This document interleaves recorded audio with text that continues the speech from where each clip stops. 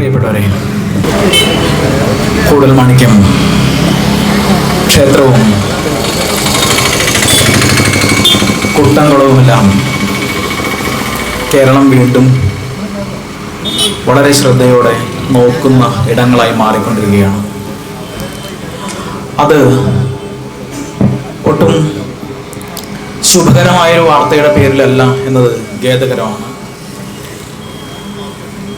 അതിൻ്റെ ഒരു സങ്കടം ഒരു തൃശ്ശൂർക്കാരൻ എന്ന നിലയിൽ എനിക്കുമുണ്ട്. ഇത്തരത്തിൽ ഈ 21-ാം നൂറ്റാണ്ടിലും ജാതിയും അയിത്തവും ചർച്ച ചെയ്യണമെന്ന് വ്യക്തിപരമായി ആഗ്രഹിച്ചുകൊണ്ട് നമ്മൾ ചെയ്യുന്നതല്ല. മറിച്ച് ഇതെല്ലാം ഇന്നും നിലനിൽക്കുന്നു എന്നുള്ളതാണ് പ്രശ്നം. നമ്മളിന്ന് ഈ കൂടിയിരിക്കുന്ന മണ്ണ് ഇത് സഖാവ് PC കുറുമ്പ അടികൊണ്ട് വീണ മണ്ണാണ്. സഖാവ് KV ഉണ്ണി അറസ്റ്റ് ചെയ്യപ്പെട്ട മണ്ണാണ്. സഖാവ് P ഗംഗാധരൻ ഇവിടെ പോലീസിന്റെ മർദ്ദനമേറ്റ് വീണിട്ടുണ്ട്. എന്തിനു വേണ്ടി എന്ന് ചോദിച്ചാൽ, അന്ന് ശ്രീനാരായണ ധർമ്മപരിപാലന യോഗവും ചാത്തൻ മാസ്റ്റർ നേതൃത്വത്തിലുള്ള പുലയൻ മഹാസഭയും ഇന്ത്യൻ കമ്മ്യൂണിസ്റ്റ് പാർട്ടിയും എല്ലാം ഈ റോഡിനപ്പുറം ഈ കുട്ടംകുളത്തിന് സമീപത്തുള്ള ഈ വഴിയിലൂടെ ഈ നാട്ടിൽ മനുഷ്യരായി പിറന്ന എല്ലാവർക്കും നടന്നു പോകാൻ അധികാരമുണ്ട് എന്ന് പറഞ്ഞതിൻ്റെ പേരിൽ അവർ ഇവിടെ മർദ്ദിക്കപ്പെട്ടിട്ടുണ്ട്, അവർ അടികൊണ്ടിട്ടുണ്ട്, അവർ ഇവിടെ പോലീസിന്റെ ക്രൂരമായ മർദ്ദനത്തിന് ഇരയായിട്ടുണ്ട്, അവരിവിടെ സമരം ചെയ്തിട്ടുണ്ട്, ആ സമരം വിജയിച്ചിട്ടുണ്ട്. ആ സമരം വിജയിച്ചതിന്റെ ഭാഗമായിട്ടാണ് നമുക്കിന്ന് ഈ കുട്ടംകുളത്തിന്റെ വഴിയിലൂടെ ഈ നാട്ടിലെ മുഴുവൻ മനുഷ്യർക്കും സഞ്ചരിക്കാനുള്ള ഒരു സ്വാതന്ത്ര്യം ലഭിക്കുന്നത്. അന്ന് ഈ മനുഷ്യരെ തടഞ്ഞു നിർത്തിയവരാരാണ്? അത് ഇവിടുത്തെ ബ്രാഹ്മണ്യത്തിന്റെ ശക്തികളാണ്. അതേ ആളുകൾ തന്നെയാണ് ഇവിടെ പറയുന്നത്. കേരളത്തിൽ മറ്റ് സ്ഥലങ്ങളിൽ പോയി നോക്കിയാൽ നമുക്കറിയാം, അവിടുത്തെ പൊതുവഴികളിലൂടെ ക്ഷേത്രത്തിന്റെ സമീപത്തുള്ള വഴികളിലൂടെ അവർണർക്ക് ദളിതർക്ക് സഞ്ചരിക്കാൻ പാടില്ല എന്ന് പറയുന്ന സ്ഥലങ്ങളെല്ലാം മുസ്ലിങ്ങൾക്കും ക്രിസ്ത്യാനികൾക്കും സഞ്ചരിക്കുകയായിരുന്നു. പക്ഷേ കൂടൽമാണിക്യത്തിലേക്ക് വരുമ്പോൾ കഥ മാറും. എത്ര സർക്കാർ ഉത്തരവുകൾ നമുക്ക് ആർക്കൈവ്സിൽ ലഭ്യമാണ്. ഈ കൂടൽമാണിക്യം ക്ഷേത്രത്തിൽ ഉത്സവം നടക്കുന്ന സമയത്ത് ഈ വഴിയിലൂടെ പോകാൻ മുസ്ലിങ്ങൾക്കും ക്രിസ്ത്യാനികൾക്കും സാധിക്കില്ലായിരുന്നു. സവർണരായ ആളുകൾക്ക് മാത്രം പ്രവേശനമുള്ള ഒരു ഇടമായിരുന്നു ഇത്. ഈ ഇടത്തെ ഇങ്ങനെ ജനാധിപത്യവൽക്കരിച്ചു എങ്കിൽ ആ ജനാധിപത്യവൽക്കരണം നടന്നത് ഇവിടെ കമ്മ്യൂണിസ്റ്റ് പാർട്ടിയുടെ നേതൃത്വത്തിൽ, SNDP യോഗത്തിന്റെ നേതൃത്വത്തിൽ, പുലയം മഹാസഭയുടെ നേതൃത്വത്തിലൊക്കെ നടന്ന വലിയ പ്രക്ഷോഭങ്ങളിലൂടെയാണ്. ആ പ്രക്ഷോഭങ്ങളിലൂടെ ജനാധിപത്യവൽക്കരിച്ചതാണ് ഈ കൂടൽമാണിക്യം ക്ഷേത്രത്തെ. ഇത് കേവലം ഒരു ക്ഷേത്രമായിരുന്നില്ല, ഇതൊരു അധികാര കേന്ദ്രമായിരുന്നു. ഈ കൂടൽമാണിക്യം ക്ഷേത്രം ഉൾപ്പെടുന്ന ഇരിഞ്ഞാലക്കുട എന്ന് പറയുന്ന ഒരു ക്ഷേത്ര സങ്കേതമായിരുന്നു. ക്ഷേത്ര സങ്കേതം എന്നാൽ ആ സങ്കേതത്തിന്റെ പരിധിക്കകത്ത്, ആ സങ്കേതത്തിന്റെ ഭൂമിക്കകത്ത് രാജാക്കന്മാർക്ക് പോലും അധികാരമില്ല. അവിടെ ഭരണം നടത്തുന്നത്, അവിടെ എന്താണ് നീതി എന്ന് തീരുമാനിക്കുന്നത്, അവിടുത്തെ ആളുകൾ എത്ര പാട്ടം കൊടുക്കണമെന്ന് തീരുമാനിക്കുന്നത്, ആരേത് ഭൂമിയിൽ ജീവിക്കണമെന്ന് തീരുമാനിക്കുന്നത് ഇവിടുത്തെ പുരോഹിതന്മാരും അവരുടെ ശക്തികളുമായിരുന്നു. ഇവിടുത്തെ ക്ഷേത്രയോഗമായിരുന്നു. ഇങ്ങനെ ഒരു കഥ ഇവിടെ ഉണ്ടായിരുന്നു. ഈ കൊച്ചി രാജ്യം എന്ന് പറയുന്ന ഈ രാജ്യത്തിനകത്ത് കൊച്ചി രാജാവിന് ഒരു അധികാരവുമില്ലാത്ത സ്ഥലമായിരുന്നു ഇരിഞ്ഞാലക്കുട ക്ഷേത്ര സങ്കേതം. അവിടെ കൊച്ചി രാജാവിന്റെ ഭരണമില്ല. ഇവര് പറയും, ഞങ്ങൾ ഈ ക്ഷേത്ര സങ്കേതത്തിന്റെ മേൽക്കോയ്മയായി അംഗീകരിച്ചു. ഒരു ക്ഷേത്ര സങ്കേതത്തിന് ഒരു മേൽക്കോയ്മ ഉണ്ടാവും. ഈ മേൽക്കോയ്മയായി ഞങ്ങൾ അംഗീകരിച്ചത് കായംകുളത്തെ രാജാവിനെയാണ്. കായംകുളം കേരളത്തിലുള്ള ചെറിയ രാജവംശമാണ്. അപ്പോൾ കായംകുളം രാജാവിന് ഇവിടെ വന്ന് ദിവസം കാര്യങ്ങൾ അന്വേഷിക്കാൻ പറ്റില്ല. അപ്പോൾ കായംകുളം രാജാവ് ഇവിടേക്ക് ഒരാളെ നിയമിച്ചു, തച്ചുടയ കൈമൾ. അതൊരു നായർ സമുദായത്തിൽപ്പെട്ട ഒരാളെ താൽക്കാലികമായി നിയമിക്കുന്നതാണ്. അദ്ദേഹത്തിന് പിറ്റേ ദിവസം മുതൽ എല്ലാ അധികാരങ്ങളും ഉണ്ടായിരിക്കും. അദ്ദേഹം രാജകീയമായിട്ടാണ് ആ പദവി ഏറ്റെടുക്കുന്നത്. അതിൻ്റെ ചടങ്ങുകൾ വളരെ വലിയ ഒന്നാണ്, അതിലേക്ക് ഞാൻ പോകുന്നില്ല. ഇങ്ങനെ തച്ചുടയ കൈമൾ ബ്രഹ്മചാരിയായിരിക്കണം. അപ്പോൾ അദ്ദേഹത്തിന്റെ വംശമോ മക്കളോ ഇല്ല, പ്രശ്നമില്ല. ചുരുക്കി പറഞ്ഞാൽ തച്ചുടയ കൈമൾ എന്ന് പറയുന്ന അധികാര സ്ഥാനത്തെ മുൻനിർത്തിക്കൊണ്ട് കാലാകാലങ്ങളായി ഇവിടെ ഈ ക്ഷേത്രത്തിലെ അധികാരികൾ ഭരണം നടത്തി വന്നിരുന്നൊരു പ്രദേശം, ഒരു ഫ്യൂഡൽ വാഴ്ച നടത്തി വന്നിരുന്നൊരു പ്രദേശം. പിന്നീട് കായംകുളം ഇല്ലാതായപ്പോൾ ഈ ക്ഷേത്ര സങ്കേതം കായംകുളം തിരുവിതാംകൂറിലായപ്പോൾ തിരുവിതാംകൂറിന്റെ കയ്യിലായി. തിരുവിതാംകൂർ രാജാക്കന്മാർക്കും നേരിട്ടൂടെ വരാൻ പറ്റില്ല. അവിടെയും തച്ചുടയ കൈമൾ വഴി ഭരണം നടക്കുകയാണ്. എത്രയോ കാലം തച്ചുടയ കൈമൾമാരില്ലാത്ത 100-250 കൊല്ലം മുഴുവൻ, വർഷക്കാലം മുഴുവൻ ഇവിടുത്തെ ബ്രാഹ്മണരുടെ ഭരണത്തിന്റെ ക്രൂരതകൾക്കിടയിരയായവരാണ് ഇന്ന് ഈ നാട്ടിൽ സംഘപരിവാറിനെ ജൈവിളിക്കുന്നവർ ഉൾപ്പെടെയുള്ള ദളിതരും അവർണരും എന്ന സത്യം നമ്മൾ മനസ്സിലാക്കണം. എന്നാണ് ഇത് അവസാനിച്ചത്? ഇവിടുത്തെ ബ്രാഹ്മണ്യത്തിന്റെ ഹുങ്ക് അവസാനിച്ചതെന്നാണ്. അത് അവസാനിച്ചത് എന്നാണെന്ന് ചോദിച്ചാൽ, ഈ ഇരിഞ്ഞാലക്കുടയുടെ മണ്ണിൽ നിന്ന് സഖാവ് സി അച്യുതമേനോൻ ഈ കേരളത്തിന്റെ മന്ത്രിസഭയിലേക്ക് നടന്നു കയറിയതിനു ശേഷം, സഖാവ് സി അച്യുതമേനോന്റെ ആദ്യത്തെ ഗവൺമെന്റ് വരുന്ന സമയത്ത് സി അച്യുതമേനോൻ ഇവിടുത്തെ കുട്ടംകുളം സമരം നടക്കുന്ന സമയത്ത് ആ സമരം അറസ്റ്റിലായ ആളുകളെ കാണാൻ ആദ്യം ചെന്ന നേതാക്കന്മാരിൽ ഒരാളാണ് അദ്ദേഹം. കൊച്ചിയിലെ കമ്മ്യൂണിസ്റ്റ് പാർട്ടിയുടെ സെക്രട്ടറിയാണ്. സഖാവ് സി അച്യുതമേനോൻ അറിയാം ഇവിടെ കുട്ടംകുളത്തിൽ എന്താണ് നടക്കുന്നത്, ഇവിടെ കൂടൽമാണിക്യത്തിനെ മുൻനിർത്തി ഇരിഞ്ഞാലക്കുടയിൽ എന്താണ് നടക്കുന്നത് എന്ന് അറിയുന്ന ഇരിഞ്ഞാലക്കുടയുടെ MLA ആയിരുന്ന വ്യക്തി. അദ്ദേഹം ആദ്യമായി മുഖ്യമന്ത്രിയാകുന്ന സമയത്ത് എടുത്ത ഉറച്ച തീരുമാനം ഈ ക്ഷേത്ര സങ്കേതത്തിന്റെ ഭരണത്തിൽ നിന്ന് ഈ നാടിനെ മോചിപ്പിക്കുമെന്നതാണ്. അങ്ങനെ 1970 മാർച്ച് മാസം 9-ാം തീയതി സഖാവ് അച്യുതമേനോൻ ഇവിടെ ഓർഡിനൻസ് കൊണ്ടുവന്നു. കുട്ടംകുളം ക്ഷേത്രത്തിന്റെ ഈ കുട്ടംകുളം സമരത്തെ ഈ ഭൂമിക്ക് അപ്പുറത്തേക്ക് അവർണർക്കും ദളിതർക്കും പ്രവേശനമില്ല എന്ന് പറഞ്ഞിരുന്ന ബ്രാഹ്മണരുടെ ഭരണം അവസാനിപ്പിച്ചു. ഇവിടെ ഈ ക്ഷേത്ര സങ്കേതത്തിന്റെ എല്ലാ തരത്തിലുള്ള അധികാരങ്ങളും ഇല്ലാതാക്കി ഈ ക്ഷേത്രത്തിനെ ഒരു ബോർഡായി, ഒരു ദേവസ്വം ബോർഡാക്കി അച്യുതമേനോൻ മാറ്റി ഓർഡിനൻസ് വഴി. ആ ഓർഡിനൻസ് നിയമസഭയിൽ കൊണ്ടുവന്ന് 6 മാസത്തിനുള്ളിൽ നിയമമാക്കേണ്ടതുണ്ട്. ഈ ഓർഡിനൻസ് കൊണ്ടുവന്ന അച്യുതമേനോൻ 6 മാസത്തിന് മുമ്പേ തന്നെ മന്ത്രിസഭ വീണ് രാജിവെച്ചിറങ്ങി. ബ്രാഹ്മണരുടെ ശാപമാണ്, ബ്രാഹ്മണ ശാപമാണ് അച്യുതമേനോനെ തകർത്തത് എന്ന് പറഞ്ഞുകൂടെ പടക്കം പൊട്ടിച്ച് ആഹ്ലാദിച്ചു ഇവിടുത്തെ ബ്രാഹ്മണ്യവും അതിന് കൂട്ടുപിടിക്കുന്ന ശൂദ്രന്മാരും. പക്ഷേ ഈ കേരളത്തിലെ ജനത അച്യുതമേനോനെ വീണ്ടും മുഖ്യമന്ത്രി സ്ഥാനത്തേക്ക് തിരിച്ചു കൊണ്ടുവന്നു. 1971 കൂടൽമാണിക്യം ദേവസ്വം ബോർഡ് ആക്ട് കേരളത്തിന്റെ നിയമസഭ പാസാക്കി. കേരളത്തിന്റെ നിയമസഭ ആക്ട് പാസാക്കിയ അച്യുതമേനോൻ മോചിപ്പിച്ച ഭൂമിയാണത്. അച്യുതമേനോൻ ഈ പറയുന്ന ബ്രാഹ്മണ്യത്തിന്റെ ഹുങ്ക് തകർത്ത ഭൂമിയാണിത്. ഈ ഭൂമിയിൽ കമ്മ്യൂണിസ്റ്റ് പാർട്ടിയും ഇവിടുത്തെ പുലയർ മഹാസഭയും SNDP യോഗവും എല്ലാം ചേർന്ന് ബ്രാഹ്മണ്യത്തിന്റെ കൊമ്പൊടിച്ച ഈ ഭൂമിയിൽ ഈ 21-ാം നൂറ്റാണ്ടിൽ ഇവിടെ 2025 ഇന്ത്യയിലെ രാഷ്ട്രീയ പരിതസ്ഥിതി മാറിയപ്പോൾ വീണ്ടും ബ്രാഹ്മണ്യം തലപൊക്കാമെന്ന് കരുതുന്നുവെങ്കിൽ, നിങ്ങളുടെ ഫ്യൂഡൽ വാഴ്ച ഇവിടെ പുനരാരംഭിക്കാമെന്ന് കരുതുന്നുവെങ്കിൽ അത് നിങ്ങളുടെ സ്വപ്നം മാത്രമാണ്.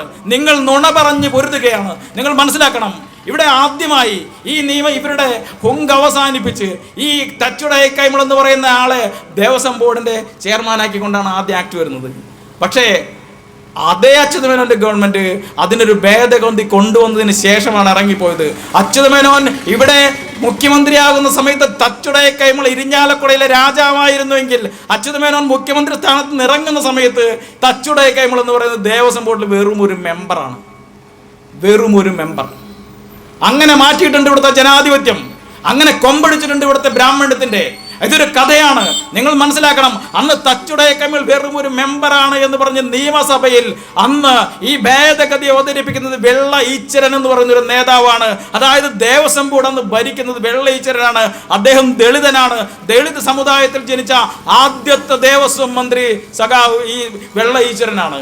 അന്ന് തൃത്താലയിലെ മെമ്പറാണ് അദ്ദേഹം. അച്യുതമേനോന്റെ ഗവൺമെന്റിലെ ആളാണ്.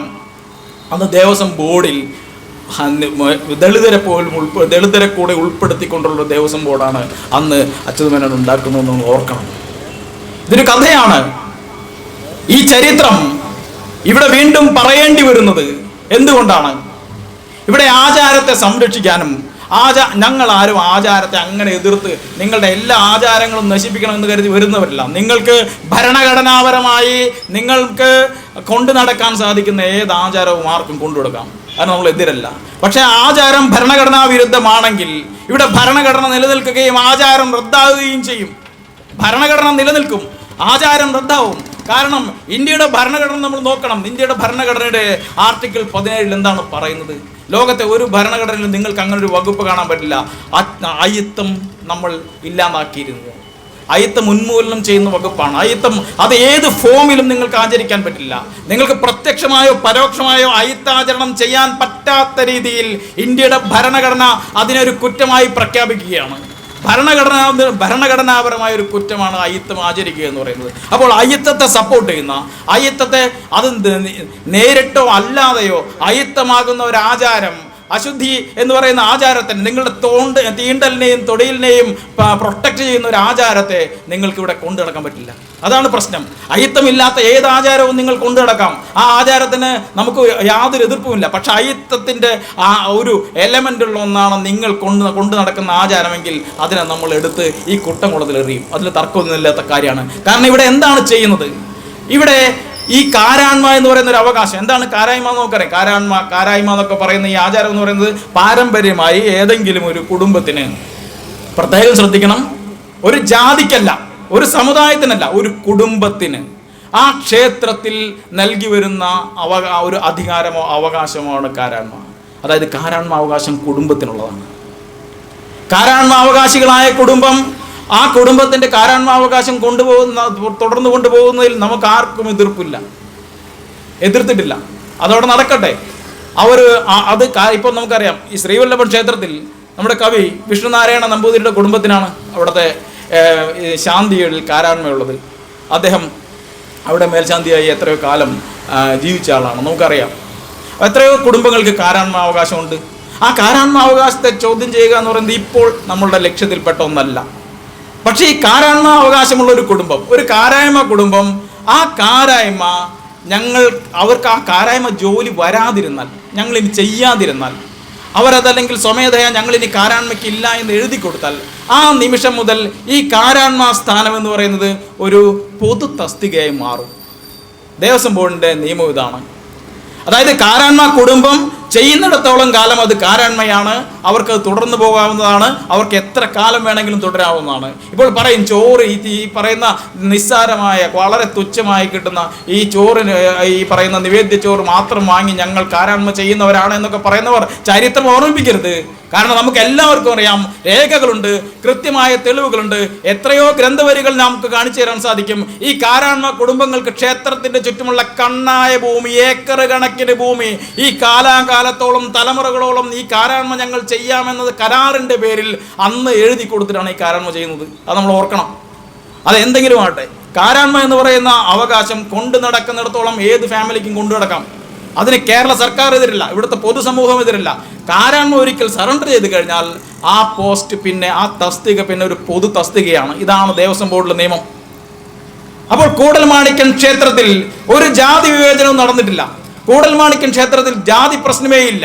ഇവിടെ ആകെയുള്ളത് കാരായ്മ കുടുംബത്തിൽ നിന്ന് കാരായ്മ അവകാശം എടുത്തു മാറ്റിയതിൻ്റെ പേരിൽ കാരായ്മ കുടുംബക്കാർ പ്രതിഷേധിക്കുന്നതാണ്, അവരെ തന്ത്രിമാർ സപ്പോർട്ട് ചെയ്യുന്നതാണ്, അത്ര മാത്രമാണ്. ബാക്കിയെല്ലാം പത്രങ്ങളും ഇവിടുത്തെ പുരോഗമന രാഷ്ട്രീയക്കാരും ഇവിടുത്തെ കുറേ പൊതുപ്രവർത്തകരും എല്ലാം ചേർന്ന് വെറുതെ പറഞ്ഞുണ്ടാക്കുന്നതാണെന്ന വ്യാജ പ്രചരണമാണ് ഈ ഇരിഞ്ഞാലക്കുടയിൽ ഇവിടെ തന്ത്രിമാരും അവരെ സപ്പോർട്ട് ചെയ്യുന്നവർ നടത്തിക്കൊണ്ടിരിക്കുന്നത്. സത്യം എന്താണ്?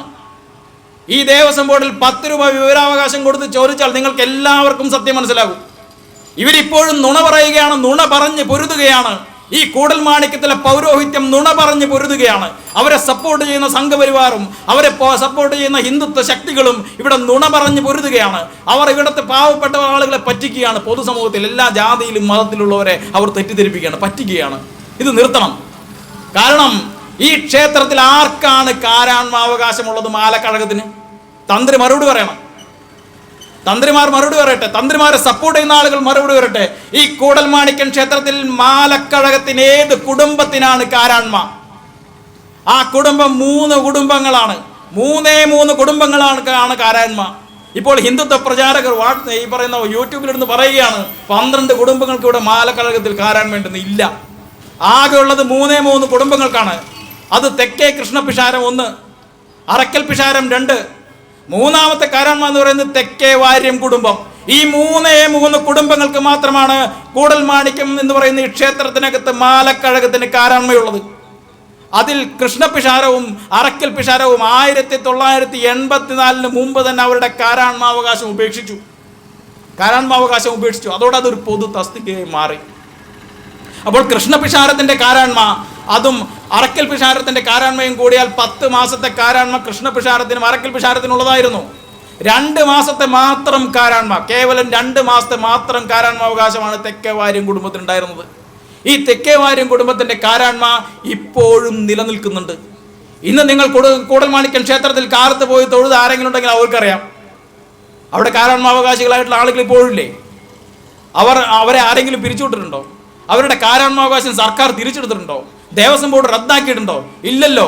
ഇപ്പോൾ തെക്കേ പിഷാരത്തിലെ ഹരികൃഷ്ണൻ എന്ന് പറയുന്ന വ്യക്തി ഇപ്പോഴും കാരായ്മക്കാരനായിട്ട് ഇവിടെ ജോലി ചെയ്യുന്നില്ലേ? പിന്നെ എന്താണ് പ്രശ്നം? അപ്പോൾ കാരായ്മ കുടുംബത്തെ പിരിച്ചുവിട്ടെന്ന് പറയുന്നത് ആരെയാണ് പിരിച്ചുവിട്ടത്? ഞാൻ നിങ്ങളുടെ മുമ്പിൽ 2-3 രേഖകൾ വായിക്കാം. ഇത് 21-ാം തീയതി, ഏത് മാസം എന്ന് പറഞ്ഞാൽ ഏപ്രിൽ മാസം 21-ാം തീയതി 1984 ശ്രീ വേളൂക്കര പട്ടത്ത് രാമൻ നമ്പ്യാർ മകൻ രാമചന്ദ്രന് ഈ ദേവസ്വം ബോർഡിന്റെ അഡ്മിനിസ്ട്രേറ്റർ കൊടുത്ത അപ്പോയിന്റ്മെന്റ് ഓർഡറാണ്. നിങ്ങൾക്ക് പരിശോധിക്കാം. അതിൽ പറയുന്നത് 17/4/1984 അദ്ദേഹം കൊടുത്തൊരു അപേക്ഷ. ആ അപേക്ഷ പ്രകാരം കിഴക്കേ കൃഷ്ണ പിഷാരത്തിനും അറക്കൽ പിഷാരത്തേക്കുമുള്ള കഴക പ്രവൃത്തി 22/4/84 മുതൽ നടത്തുന്നതിന് ഈ ക്ഷേത്രം ഈ പറയുന്ന രാമചന്ദ്രൻ നമ്പീശന് അനുമതി കൊടുക്കുകയാണ്. അപ്പോൾ ഈ രാമചന്ദ്രൻ എന്ന് പറയുന്ന ആൾ, വേളൂക്കര പട്ടത്ത് രാമൻ നമ്പ്യാർ മകൻ രാമചന്ദ്രൻ എന്ന് പറയുന്ന ആൾ 1984 മുതൽ 2020 വരെ ഈ ദേവസ്വത്തിലെ ജീവനക്കാരനായി അറക്കൽ പിഷാരത്തിന്റെയും തെക്കേ പിഷാരത്തിന്റെയും കാരാണ്മാവകാശം ചെയ്തിട്ടുണ്ട്. അത് കാരാണ്മയായിട്ടല്ല ചെയ്തത്, ദേവസ്വം ബോർഡിൽ ഉദ്യോഗമായിട്ടാണ് ചെയ്തത്. കാരണം ഈ രണ്ട് പിഷാരങ്ങളും അവരുടെ കാരാണ്മ ഈ പറയുന്ന 84 തന്നെ 40 വർഷങ്ങൾക്ക് മുമ്പ് അവർ കാരാണ്മ ഉപേക്ഷിച്ചതാണ്. ആ കാരാണ്മ ഒരു പൊതു തസ്തികയായി മാറി. ആ പൊതു തസ്തികയിൽ 1995 വരെ താൽക്കാലിക വേതനക്കാരനായും അതിനുശേഷം സ്ഥിരം വേതനക്കാരനായും രാമചന്ദ്രൻ നമ്പീശൻ എന്ന് പറയുന്ന വ്യക്തി ജോലി ചെയ്തിട്ടുണ്ട്. ഇത് ഇരിഞ്ഞാലക്കുടക്കാർക്കറിയാം. അദ്ദേഹം 2020 റിട്ടയറായി. അതും വിരമിച്ച വിവരവും ഈ ഇരിഞ്ഞാലക്കുടയിലെ മനുഷ്യർക്കറിയാം. ഇപ്പോഴും വിരമിച്ച ശേഷവും ഇന്നുകൂടെ ഒരുപക്ഷെ അദ്ദേഹം അവിടെ മാല കെട്ടിയിട്ടുണ്ടായിരിക്കും, ഇല്ലേ? ഭക്തരായ എല്ലാ ദിവസവും അമ്പലത്തിൽ പോകുന്ന ആളുകളും ഈ കമ്മ്യൂണിസ്റ്റ് പാർട്ടിയിലും പുരോഗമന പ്രസ്ഥാനങ്ങളും പ്രവർത്തിക്കുന്നുണ്ട്. അവരവിടെ പോയി അവർക്കറിയാം, നിങ്ങൾക്കറിയാം, നിങ്ങൾ പോയി നോക്കിയാൽ അറിയാം. നാളെ അദ്ദേഹം അവിടെ മാല കെട്ടുന്നുണ്ടാവും. വിരമിച്ചതിന് ശേഷവും 5 വർഷമായിട്ടും ഇവിടെ അദ്ദേഹം മാല കെട്ടുന്നുണ്ട്. നമുക്ക് ആർക്കെങ്കിലും എന്തെങ്കിലും വിരോധം ഉണ്ടോ? ഇല്ല. അവരുടെ ഭക്തി കൊണ്ടോ അവരുടെ സമർപ്പണം കൊണ്ടോ അല്ലെങ്കിൽ അവരുടെ വരുമാനത്തിന് വേണ്ടിയോ ഏത് തരത്തിലും അവരവരുടെ തൊഴിൽ ചെയ്യുന്നതിന് ആർക്കും വിരോധമില്ലെന്ന് പറഞ്ഞ് മാത്രമല്ല, ഇവിടെ ഞാൻ പറഞ്ഞത് ഈ പറയുന്ന രാമചന്ദ്രൻ എന്ന് പറയുന്ന വ്യക്തി 2020 വരെ ജോലി ചെയ്ത സ്ഥിരം തസ്തികയിൽ നിന്ന് അദ്ദേഹം വിരമിക്കുന്നത് തെറ്റാണോ? വിരമിക്കുന്ന സമയത്ത് ആ തസ്തികയിലേക്ക് മറ്റൊരാളെ ജോലിക്ക് വെച്ചാൽ അതൊരു തെറ്റാണോ? അവിടെ ഒരാളെ ജോലിക്ക് വെച്ചു. അദ്ദേഹത്തിൻ്റെ പേര് KV രഞ്ജിത്ത് എന്നാണ്. അദ്ദേഹത്തെയാണ് ഇപ്പോൾ പിരിച്ചുവിട്ടത്. ആരാണ് KV രഞ്ജിത്ത്? നിങ്ങൾക്ക് എല്ലാവർക്കും അറിയാം. നമ്മുടെ നാട്ടിൽ നമ്മളെല്ലാവരും അറിയുന്ന ആളുകൾ തന്നെയാണ് ഇവരെല്ലാവരും. ഇവരുടെ പേരൊന്നും ഇവരുടെ കുടുംബമോ ഈ ചരിത്രമോ ഒന്നും ഇവിടെ നിന്ന് പറയണമെന്ന് വിചാരിച്ചതല്ല. പക്ഷെ അത്രയ്ക്കധികം നുണപ്രചരണം ഇന്നും ഇതിൻ്റെ പേരിൽ ഈ സൈബർ ലോകത്ത് നടക്കുന്നുണ്ട്. അതൊക്കെ പറയുന്നത് KV രഞ്ജിത്ത് എന്ന് പറയുന്ന ആള് അദ്ദേഹം കാരാണ്മ കുടുംബത്തിലെ ആളാണെന്നും അതുകൊണ്ട് അദ്ദേഹത്തെ പിരിച്ചു കിട്ടുന്നു, അദ്ദേഹത്തിന് നോട്ടീസ് പോലെ കൊടുക്കാതെ പിരിച്ചു കിട്ടുന്നതാണ് കഥ. പക്ഷെ സത്യം എന്താണ്? KV രഞ്ജിത്ത് എന്ന് പറയുന്ന ആളുടെ കുടുംബത്തിന്റെ പേരെന്താണ്?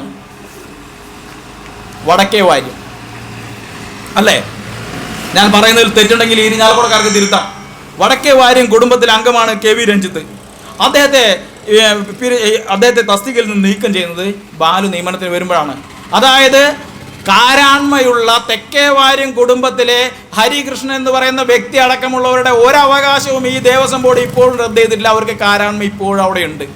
മറ്റൊരു പോസ്റ്റ്, അതായത് രാമചന്ദ്രൻ നമ്പീശൻ എന്ന് പറയുന്ന വ്യക്തി ജോലി ചെയ്തിരുന്ന പോസ്റ്റിലാണ് അദ്ദേഹം വിരമിച്ചതിന് ശേഷം വടക്കേ വാര്യം എന്ന് പറയുന്ന കുടുംബത്തിലെ അംഗമായ രഞ്ജിത്ത് ജോലി ചെയ്യുന്നത്.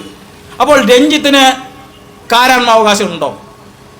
രഞ്ജിത്തിന്റെ പൂർവികർ കുടുംബത്തിലെ മുതിർന്ന ആളുകൾ ഈ അമ്പലത്തിലെ കാരാണ്മാവകാശികളായിരുന്നോ? മലകെട്ടുകളത്തിലെ അല്ല. അവകാശം തെക്കേ വാര്യത്തിനാണ്. അപ്പോൾ തെക്കേ വാര്യത്തിന് ഇപ്പോഴും അവകാശം ഉണ്ട് താനും. പിരിച്ചു വിട്ടിട്ടില്ല എന്ന് മാത്രമല്ല, പിരിച്ചു വിട്ടത് വടക്കേ വാര്യം കുടുംബത്തിലെ അംഗത്തെയാണ്. അദ്ദേഹത്തിന് കാരാണ്മ അവകാശമില്ല. അദ്ദേഹം താൽക്കാലിക തസ്തികയിലാണ് ജോലി ചെയ്തിരുന്നത്. താൽക്കാലിക തസ്തികയിൽ ജോലി ചെയ്യുന്ന ഒരാളെ സ്ഥിര നിയമനത്തിനുള്ള ആൾ വരുന്ന സമയത്ത് പിരിച്ചു വിടുക എന്ന് പറയുന്നത്, അദ്ദേഹത്തെ വിടുതൽ ചെയ്യുക എന്ന് പറയുന്നത്, പിരിച്ചു വിടുക എന്നുള്ളതല്ല എൻ്റെ വാക്ക്, വിടുതൽ ചെയ്യുക എന്ന് പറയുന്നത് ഒരു തെറ്റാണോ? അത് ഏത് സർക്കാർ ഓഫീസിൽ നടക്കുന്ന കാര്യമല്ലേ? PSC ഒരു തസ്തികയിൽ വിജ്ഞാപനം പുറപ്പെടുവിച്ചാൽ അവിടെ ഒരു താൽക്കാലിക ജീവനക്കാരൻ അവിടെ ജോലി ചെയ്യുന്നുണ്ടെങ്കിൽ റാങ്ക് ലിസ്റ്റിലുള്ള ഒരാൾ, അഡ്വൈസ് മെമ്മോ കിട്ടിയ ഒരാൾ അദ്ദേഹത്തിന് ജോയിൻ ചെയ്യാനുള്ള ഉത്തരവുമായി ആ ഓഫീസിൽ വരുമ്പോൾ അദ്ദേഹത്തിന് ആ കസേര ഒഴിഞ്ഞു കൊടുക്കുന്ന ഒരു ഷെയ്ക്കൻഡ് കൊടുത്ത് നമ്മൾ ഇറങ്ങിപ്പോകും. അപ്പോൾ അവിടെ പുതിയതായി വന്ന ആളെ അവിടെ പ്രവേശിപ്പിച്ചുകൊണ്ടും മറ്റേ ആളെ വിടുതൽ ചെയ്തുകൊണ്ടും സ്ഥാപന മേധാധികാരി ഒരു ഉത്തരവിറക്കും. ഇത് സ്വാഭാവികമായി നാട്ടിൽ നടക്കുന്ന കാര്യമല്ലേ? PSC എഴുതുന്നവരല്ലേ ഇവിടെ എന്നെ കേൾക്കുന്ന എല്ലാവരും, അല്ലെങ്കിൽ അവരുടെ മക്കൾ PSC എഴുതുന്ന ആളുകളല്ലേ? ഇതെങ്ങനെയാണ് പരീക്ഷ നടത്തിയതെന്ന് ഞാൻ പറയാം. ഈ പരീക്ഷയുടെ മെയിൻ റാങ്ക് ലിസ്റ്റ് 2/7/2024 പബ്ലിഷ് ചെയ്തിട്ടുണ്ട്. ആ റാങ്ക് ലിസ്റ്റിൽ ബാലു അദ്ദേഹം ആദ്യം റാങ്ക് ലിസ്റ്റ് പബ്ലിഷ് ചെയ്യുന്ന സമയത്ത് ആദ്യത്തെ ലിസ്റ്റ് അനുസരിച്ച് അദ്ദേഹത്തിന് 6ാമത്തെ റാങ്കിലാണ് ബാലുവിൻ്റെ പേരുള്ളത്. ബാലു BA എന്ന് പറയുന്ന വ്യക്തിക്ക് OMR ഷീറ്റിൽ ടെസ്റ്റിൽ കിട്ടിയത് 45.72 മാർക്കാണ്. 45.72 അദ്ദേഹത്തിൻ്റെ മാർക്ക്. ഈ പരീക്ഷ രഞ്ജിത്ത് എഴുതിയിട്ടുണ്ട്. പിരിച്ചുവിട്ടു എന്ന് പറയുന്ന, ഇപ്പോൾ ഇരവാദം ഉന്നയിച്ചുകൊണ്ട് മുന്നിൽ നിർത്തുന്ന ഈ രഞ്ജിത്തും ഈ പരീക്ഷ എഴുതിയിട്ടുണ്ട്. അദ്ദേഹത്തിന് കിട്ടിയ റാങ്ക് 15ആണ്. അദ്ദേഹത്തിൻ്റെ പേര് ഈ ലിസ്റ്റിൽ നിങ്ങൾക്ക് കാണാം. അദ്ദേഹത്തിന് കിട്ടിയ മാർക്ക് 28.14. കൂടൽ മാണിക്യത്തിലെ തന്ത്രിമാരുടെ വിചാരം 28 വലുത്, അല്ലാതെ രഞ്ജിത്തിന്റെ 28 വലുത്, ബാലുവിന്റെ 45 അല്ല എന്നാണ്. ഇത് നടക്കുന്ന കാര്യമാണോ? ഒരു പൊതുപരീക്ഷ എഴുതിയപ്പോൾ ഈഴവന് കിട്ടിയ 45 മാർക്കിനേക്കാൾ വലുതാണ് വാര്യരുടെ 28 മാർക്ക് എന്ന് ഇവിടുത്തെ തന്ത്രിമാർ ഇപ്പോഴും വിശ്വസിക്കുന്നുണ്ടെങ്കിൽ അവർ പഠിച്ച കണക്കല്ല മലയാളികൾ പഠിക്കുന്ന കണക്കെന്ന് അവർ മനസ്സിലാക്കണം. അവർ പഠിക്കുന്ന കണക്കല്ല ഞങ്ങൾ പഠിച്ചിട്ടുള്ള കണക്ക്. അപ്പോൾ ഞങ്ങൾ ഇവിടുത്തെ സാധാരണക്കാരായിട്ടുള്ള ആളുകൾ 45 മാർക്ക് കിട്ടിയവൻ്റെ കൂടെ നിൽക്കണോ, 28 മാർക്ക് കിട്ടിയവൻ്റെ കൂടെ നിൽക്കണോ? നിങ്ങൾ പറയൂ. മാത്രമല്ല, ഇതൊരു കാരാൺമ തസ്തികയാണ്. എൻ്റെ കുടുംബത്തിന് അവകാശപ്പെട്ട കാരാൺമ തസ്തികയാണെങ്കിൽ പിന്നെ എന്തിനാണ് രഞ്ജിത്ത് ഈ പരീക്ഷ എഴുതാൻ പോയത്? കേസിന് പോകാമായിരുന്നില്ലേ? ഈ നിമിഷം വരെ രഞ്ജിത്ത് കേസിന് പോയിട്ടില്ല, പോവില്ല. കാരണം എന്താ? അദ്ദേഹത്തിന് നല്ല ബോധ്യം ഉണ്ടായിരിക്കും, അദ്ദേഹത്തിൻ്റെ കുടുംബക്കാർക്ക് ഞങ്ങൾക്ക് ഈ കാരാൺമാവകാശം ഇല്ല എന്നുള്ളത്. കാരാൺമാവകാശം ഇല്ലാത്തത് കൊണ്ട് തന്നെ പൊതുവായി നടന്ന ഒരു പരീക്ഷ എഴുതുകയും 15ാമത്തെ സ്ഥാനത്തെത്തുകയും ചെയ്തു. ഇത് 1ാമത്തെ ഘട്ടമാണ്. 2ാമത്തെ ഘട്ടത്തിൽ വരുമ്പോൾ ഈ റാങ്ക് ലിസ്റ്റിലുള്ള ആളുകൾ പലരും സർട്ടിഫിക്കറ്റുകൾ കൃത്യമായി പ്രൊഡ്യൂസ് ചെയ്തതുകൊണ്ട് ഇത് ഈ റാങ്ക് ലിസ്റ്റിൽ ആദ്യത്തെ 5 പേരുകൾ ദേവസ്വം റിക്രൂട്ട്മെന്റ് ബോർഡ് ഡിലീറ്റ് ചെയ്തു, ഒഴിവാക്കി. കാരണം അവർ വേണ്ടത്ര രേഖകൾ സമർപ്പിച്ചിട്ടുണ്ടായിരിക്കില്ല. 6ാം റാങ്കുകാരനായ ബാലുവും 7ാമത്തുകാരനായ അനുരാജും ഇപ്പോഴും ലിസ്റ്റിലുണ്ട്. അതായത് അങ്ങനെ ആദ്യത്തെ 5 പേരില്ലാതായതോടെ ബാലു 1ാമത്തെ സ്ഥാനത്ത് വന്നു. അതായത് ഇപ്പോൾ ആ ലിസ്റ്റിലുള്ള ഏറ്റവും കൂടുതൽ മാർക്ക് ലഭിച്ച ആളാണ് ബാലു. ആ ലിസ്റ്റിൽ ഇപ്പോൾ 15ാം സ്ഥാനത്ത് രഞ്ജിത്ത് ഉണ്ട്. പക്ഷേ രഞ്ജിത്തിന് ബാലുവിന് ശേഷം അനുരാജ് എന്ന് പറയുന്ന ഒരാളുണ്ട്, ജയേഷ് എന്ന് പറയുന്ന ഒരാളുണ്ട്, അർജുൻ എന്ന് പറയുന്ന ഒരാളുണ്ട്. അപ്പോൾ ഈ അർജുനും ശേഷമാണ് രഞ്ജിത്ത് നിൽക്കുന്നത്. കൃത്യമായി പറഞ്ഞാൽ 45 മാർക്ക് കിട്ടിയാൽ, 44 മാർക്ക് കിട്ടിയാൽ, 41 മാർക്ക് കിട്ടിയാൽ, 37 മാർക്ക് കിട്ടിയാൽ ഇത്രയും ആളുകൾ രഞ്ജിത്തിന് മുമ്പിലുണ്ട്. ഇവരെല്ലാവരെയും മാറ്റി നിർത്തി രഞ്ജിത്തിന് ജോലി കൊടുക്കണമെന്ന് പറഞ്ഞാൽ ഈ നാട്ടിൽ നടക്കുന്ന കാര്യമാണോ? ഇതിൽ ദേവസ്വം ബോർഡ് എന്ത് പിഴച്ചു? ദേവസ്വം ബോർഡിന്റെ ചെയർമാൻ എന്ത് തെറ്റ് ചെയ്തു? ഇവിടുത്തെ ദേവസ്വം ബോർഡിലെ അംഗങ്ങൾ എന്ത് തെറ്റ് ചെയ്തു? ഇവരെന്തോ ഇവിടുത്തെ ആചാരം തകർക്കാൻ നടക്കുന്നവർ പറയുന്നത് എന്ത് ആചാരമാണ് തകർത്തത്? കൂടൽമാണിക്യം ക്ഷേത്രത്തിൽ കാരാൺമാവകാശമുള്ള പാരമ്പര്യ കുടുംബത്തിലെ ഒരു മാലക്കഴക്കാരനെ പിരിച്ചുവിട്ടു എന്ന് തെളിയിക്കാൻ ഇവിടുത്തെ തന്ത്രിമാരെ ഞങ്ങൾ വെല്ലുവിളിക്കുന്നു. തന്ത്രിമാർ ഇവിടെ തെളിയിക്കണം. കാരാൺമാവകാശമുള്ള ഏത് അംഗത്തിനെയാണ് പിരിച്ചുവിട്ടതെന്ന് പറയണം. അങ്ങനെ ഒരു സംഭവം നടന്നിട്ടില്ല. കാരണം പിരിച്ചുവിട്ടപ്പെട്ട ഒരാൾക്ക് കാരാൺമയില്ല. തന്ത്രി പറയുന്നത് നിങ്ങളൊന്ന് കാര്യം മനസ്സിലാക്കണം. 2 പത്രക്കുറിപ്പുകൾ ഞാൻ വായിക്കാം. വസ്തുതയായിട്ട് ജനങ്ങളുടെ മുമ്പിൽ ഉള്ളപ്പോൾ നുണ പറഞ്ഞ് പൊരുതുകയാണ്. ഇതിലെന്താണ് നീതി? ദൈവത്തെ പൂജിക്കുന്നവർ, ദൈവത്തിൻ്റെ പ്രതിപുരുഷന്മാരാണെന്ന് അവകാശപ്പെടുന്നവർ, ഞങ്ങളാണ് ഭൂമിയിലെ ദൈവം എന്ന് പറയുന്നവർ, അവർ പറയുന്നത് സത്യവാക്കാണോ നുണയാണോ എന്ന് ഇരിഞ്ഞാലക്കുടയിലെ ജനങ്ങൾ തീരുമാനിക്കണം. തന്ത്രിമാർ പറയുകയാണ് ഇത് യോഗക്ഷേമ സഭ, തന്ത്രിമാരല്ല യോഗക്ഷേമ സഭ തന്നെ പറയുന്നു നോക്കൂ, ഈഴവ വിഭാഗത്തിൽപ്പെട്ടയാളെ കഴകത്തിന് നിയോഗിച്ചതല്ല, മറിച്ച് കാരാൺമാവകാശമുള്ളവരെ നിയമവിരുദ്ധമായി നീക്കിയതാണ് ഇരിഞ്ഞാലക്കുട കൂടൽമാണിക്യത്തിലെ യഥാർത്ഥ പ്രശ്നമെന്ന് യോഗക്ഷേമ സഭ പറയാണ്. ഇനി തന്ത്രി, അദ്ദേഹം നെടുമ്പുള്ളി തരണനല്ലൂർ ഗോവിന്ദ നമ്പൂതിരിപ്പാട് എന്ന് പറഞ്ഞ വ്യക്തിയാണ്. അദ്ദേഹം പറയുന്നു നോക്കൂ, ക്ഷേത്രത്തിൽ നിയമാനുസൃതം നിലനിൽക്കുന്ന കാരാൺമാ വ്യവസ്ഥയെ ലംഘിച്ചുകൊണ്ടും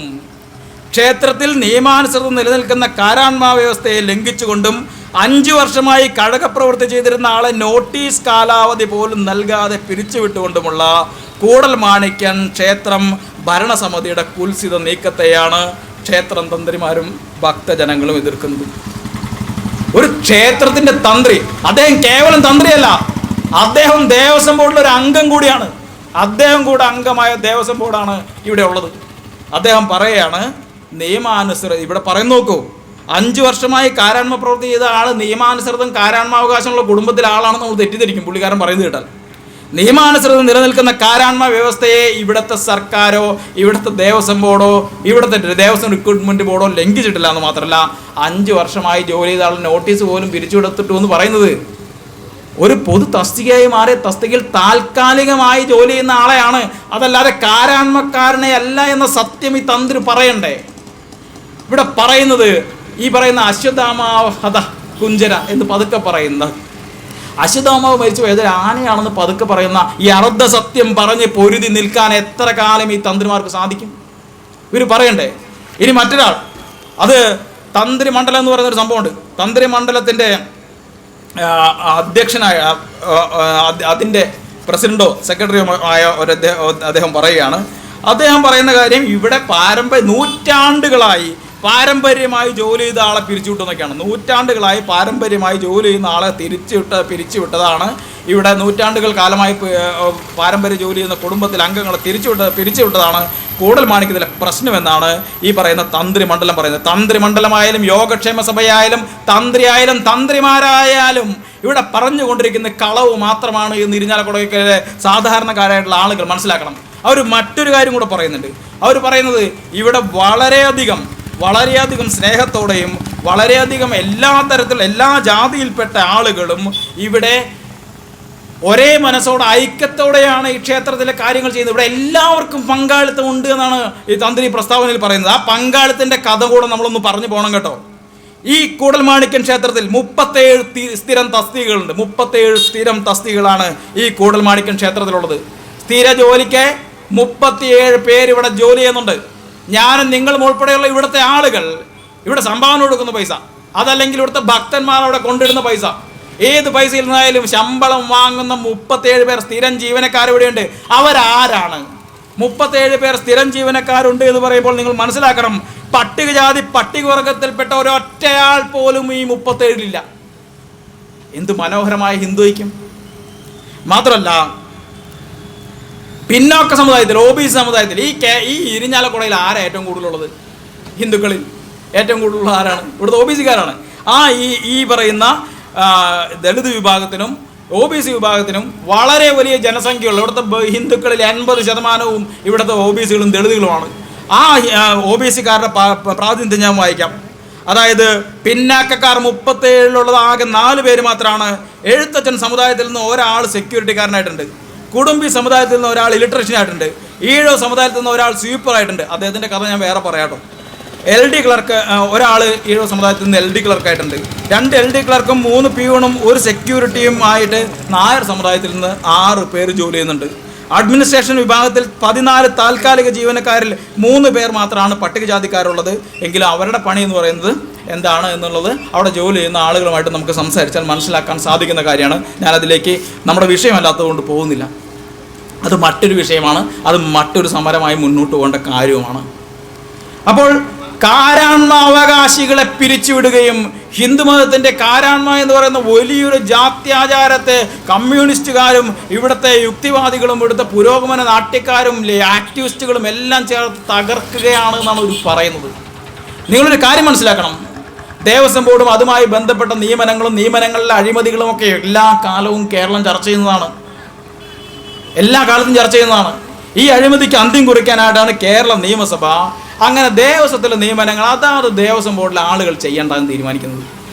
ഓരോ വകുപ്പിലും പണ്ട് കാലത്ത് നമ്മുടെ ഈ PSC വരുന്നതിന് മുമ്പ് ഓരോ വകുപ്പിലും ആ വകുപ്പിലും മേലധികാരികൾക്കും അവിടുത്തെ അധികാരികൾക്കും ഇഷ്ടമുള്ള ആളുകളെ നിയമിക്കുന്ന പരിപാടിയായിരുന്നു. PSC എന്ന് പറയുന്നത് ഒരു നവോത്ഥാനത്തിൻ്റെ ഭാഗമായി, നവോത്ഥാന സമരത്തിൻ്റെ ഭാഗമായി ഇവിടെ ഉണ്ടായി ഒന്നാണ് PSC. ഇവിടെ നിവർത്തന പ്രക്ഷോഭത്തിൻ്റെ ഭാഗമായിട്ട് PSC ഉണ്ടായി. അത് ആദ്യം ഒരു കമ്മീഷനായിട്ടാണ് ആരംഭിക്കുന്നത്. ഇപ്പോൾ നമുക്കറിയാം നമ്മളുടെ ഈ നിയമനങ്ങൾ അത് ഏത് വകുപ്പിലെയാണെങ്കിലും PSC വഴി നടത്തുന്നു. നമ്മൾ PSC വഴി അല്ലാതെ നിയമനം നടക്കുന്നിടത്ത് ലേലം വിളിച്ചാണ് കോളേജ് അധ്യാപകരുടെയൊക്കെ തസ്തിക സ്കൂളിലെ അധ്യാപകരുടെ തസ്തിക എത്ര ലക്ഷത്തിന് വിറ്റുകൊണ്ടിരിക്കുന്നത് നമുക്കറിയാം. അവിടെ PSC ഇല്ല. അപ്പോൾ PSC പോലുള്ള സംവിധാനം ഇല്ലാത്തിടത്തെല്ലാം അഴിമതിയാണ്, സ്വജനപക്ഷപാതമാണ്, ജാതീയതയാണ് നടക്കുന്നത് എന്ന വ്യക്തമായ തിരിച്ചറിവിൽ ഇത് നമ്മുടെ എയ്ഡഡ് സ്കൂളുകളിലോ എയ്ഡഡ് കോളേജുകളിലോ പോയി നോക്കിയാൽ നിങ്ങൾക്കൊരു ഒറ്റ ദളിതനെ കാണാൻ സാധിക്കില്ല. കാരണം അവിടെ പണം എണ്ണി കൊടുക്കുന്നവനാണ് ജോലി. അത് മാനേജ്മെൻറ്റിന് പണം കൊടുക്കുന്നവന് ജോലി കിട്ടും.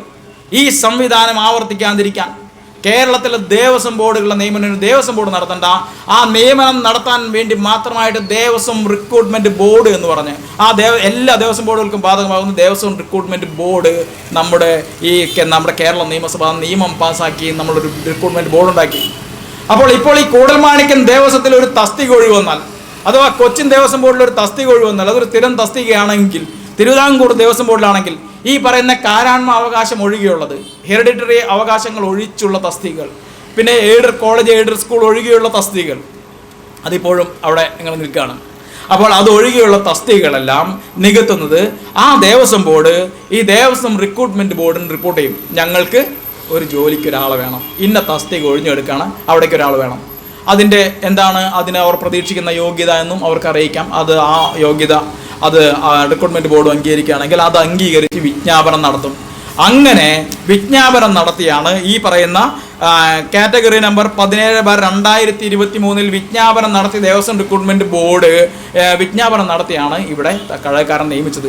അപ്പോൾ ദേവസ്വം ബോർഡല്ല ആളെ വയ്ക്കുന്നത്, ദേവസ്വം റിക്രൂട്ട്മെൻറ്റ് ബോർഡാണ് അവിടെ പരീക്ഷ നടത്തി റാങ്ക് ലിസ്റ്റ് ഇട്ട് ആളുകൾ ആരാണ് ഇതിന് ചെയ്യേണ്ടത് എന്ന് കണ്ടെത്തി യോഗ്യനായ ഒരാളെ കണ്ടെത്തി ഇങ്ങോട്ട് അയക്കുന്നത്. അങ്ങനെ അയക്കുന്ന ആളെ ഇവിടെ നിയമിക്കുകയും അദ്ദേഹത്തിന് ശമ്പളം കൊടുക്കുകയും ചെയ്യുക എന്ന് മാത്രമാണ് ദേവസ്വം ബോർഡിൻ്റെ ഉത്തരവാദിത്വം. അതായത് ദേവസ്വം ബോർഡിന് പോലും ഇവിടെ ഒരാളെ നിയമിക്കുന്ന പ്രക്രിയയിൽ അധികാരമില്ല. ഒരു തസ്തികയിൽ ഒഴിവ് വന്നാൽ ആ തസ്തിക ഒഴിവുണ്ട് എന്ന് പറയാം, അതിൻ്റെ യോഗ്യതകൾ പറയാം എന്നല്ലാതെ മറ്റൊരു അധികാരവുമില്ല. ഇപ്പോൾ തന്ത്രി പറയുന്നത് നോക്കൂ, തന്ത്രി പറയുന്ന കാര്യം ഈ പുരോഗമന സമൂഹത്തിൽ നിങ്ങൾക്ക് ഏതെങ്കിലും എത്ര വലിയ തന്ത്രി ഭക്തന്മാരാണെങ്കിലും അവർക്ക് അംഗീകരിക്കാൻ പറ്റുന്ന കാര്യമാണോ? കഴകം എന്ന് പറയുന്നത് ആചാരവുമായി ബന്ധപ്പെട്ടൊരു കാര്യമായതുകൊണ്ട് ആരെ കഴകത്തിന് വെക്കണമെന്ന് ഞാൻ പറയുന്നത്. തന്ത്രിക്ക് എന്ത് പറയാം? തന്ത്രിക്ക് പറയാൻ സാധിക്കും. തന്ത്രിക്ക് ആചാരപരമായ കാര്യങ്ങൾ പറയാം. ഇവിടെ നമ്മുടെ ഉത്സവത്തിൽ എങ്ങനെയാണ് മുക്കുടി നിധി ഉണ്ടാക്കാന്ന് തന്ത്രിക്ക് പറയാം, അല്ലേ? അത് തന്ത്രിക്ക് പറയാൻ പറ്റും. ഇവിടെ കഞ്ഞി കൊടുക്കുന്ന സമയത്ത് ഇനി ഇന്ന മാങ്ങ കൊണ്ടുള്ള അച്ചാറും മതി ആ തന്ത്രി പറഞ്ഞു കേട്ടോ, നമുക്ക് കുഴപ്പമൊന്നുമില്ല. തന്ത്രിക്ക് പറയാൻ പറ്റുന്ന ഞാനിവിടെ വരുന്ന സമയത്ത് ഇവിടെ ഞങ്ങൾക്ക് ഉത്സവത്തിന് വിളക്ക് പിടിക്കാനായിട്ട് ഇത്ര ആളെ വേണം എന്ന് തന്ത്രിക്ക് പറയാം. അത് ആരാണെന്ന് തന്ത്രിക്ക് പറയാൻ പറ്റില്ല. ആ ആളെ വെക്കുക എന്ന് പറയുന്നത് ആ ക്ഷേത്രത്തിൻ്റെ അധികാരികളുടെ അവകാശത്തിൽപ്പെട്ടൊരു കാര്യമാണ്. തന്ത്രിയുടെ അവകാശം ആചാരമാണ്. ഈ ആചാരത്തെ വലിച്ചു നീട്ടി നിയമനാധികാരങ്ങളിൽ പോലും തങ്ങൾ പറയുന്നതേ നടക്കാവൂ എന്ന അങ്ങേറ്റത്തെ ബ്രാഹ്മണ്യ ധാർഷ്ട്യമാണ് കൂടൽമാണിക്യത്തിലെ തന്ത്രിമാർ ഇപ്പോൾ പുറത്തെടുക്കുന്നത്. ഇവർ കൊടുത്തിട്ടുള്ള കത്തുകളൊക്കെ നിങ്ങളൊന്ന് വായിക്കണം. ആ ക്ഷേത്രാചാരവുമായി ഇഴുകിച്ചേർന്നതും ആചാരാനുഷ്ഠാനങ്ങളുമായി ബന്ധപ്പെട്ടിരിക്കുന്നതുമായ കഴകം, മാലകെട്ട് പോലുള്ള പ്രവർത്തികൾ നിശ്ചയിക്കാനും നിയമന മാനദണ്ഡങ്ങൾ തീരുമാനിക്കാനുള്ള അധികാരം കേരള നിയമസഭ പാസാക്കിയ പ്രകാരം നമുക്കില്ല എന്ന് പറയുന്നത്. ഇല്ലാത്തതുകൊണ്ടാണോ ദേവസ്വം റിക്രൂട്ട്മെന്റ് ബോർഡിന് ഇത് കൊടുക്കാൻ പറ്റിയത്? അവർ നോട്ടിഫിക്കേഷൻ നടത്തിയത്. ഇപ്പോഴും ഹൈക്കോടതിയിൽ പോയിട്ട് ഒരു സ്റ്റേ പോലും അവർക്ക് കിട്ടിയിട്ടില്ല. ഇതാണ് വസ്തുത. ഇതിന്റെ പറയാണ്. അങ്ങനെയാണെങ്കിൽ ക്ഷേത്രാചാരവുമായി ഇഴുകിച്ചേർന്നു എന്ന് ഇവർക്ക് ഏതിനെയൊക്കെ വ്യാഖ്യാനിക്കാൻ നിങ്ങളൊന്ന് ഓർക്കണം. നാളെ ഞാനും നിങ്ങളും ഈ റോഡിലൂടെ നടന്നു പോയാൽ ഇതും ക്ഷേത്രാചാരത്തിന് വിരുദ്ധമാണ് എന്ന് ഇവർ പറയില്ലേ? ഇവർ പറഞ്ഞ ചരിത്രമില്ലേ? 1946 ജൂൺ മാസം 23 ജൂലൈ മാസം 23 മുമ്പ് ഇവർ പറഞ്ഞിരുന്നത് ഞാനും നിങ്ങൾ ഇതിൽ കൂടെ നടന്നു പോയാൽ അത് ക്ഷേത്രാചാരത്തിന് വിരുദ്ധമാണെന്നാണ്, അല്ലേ?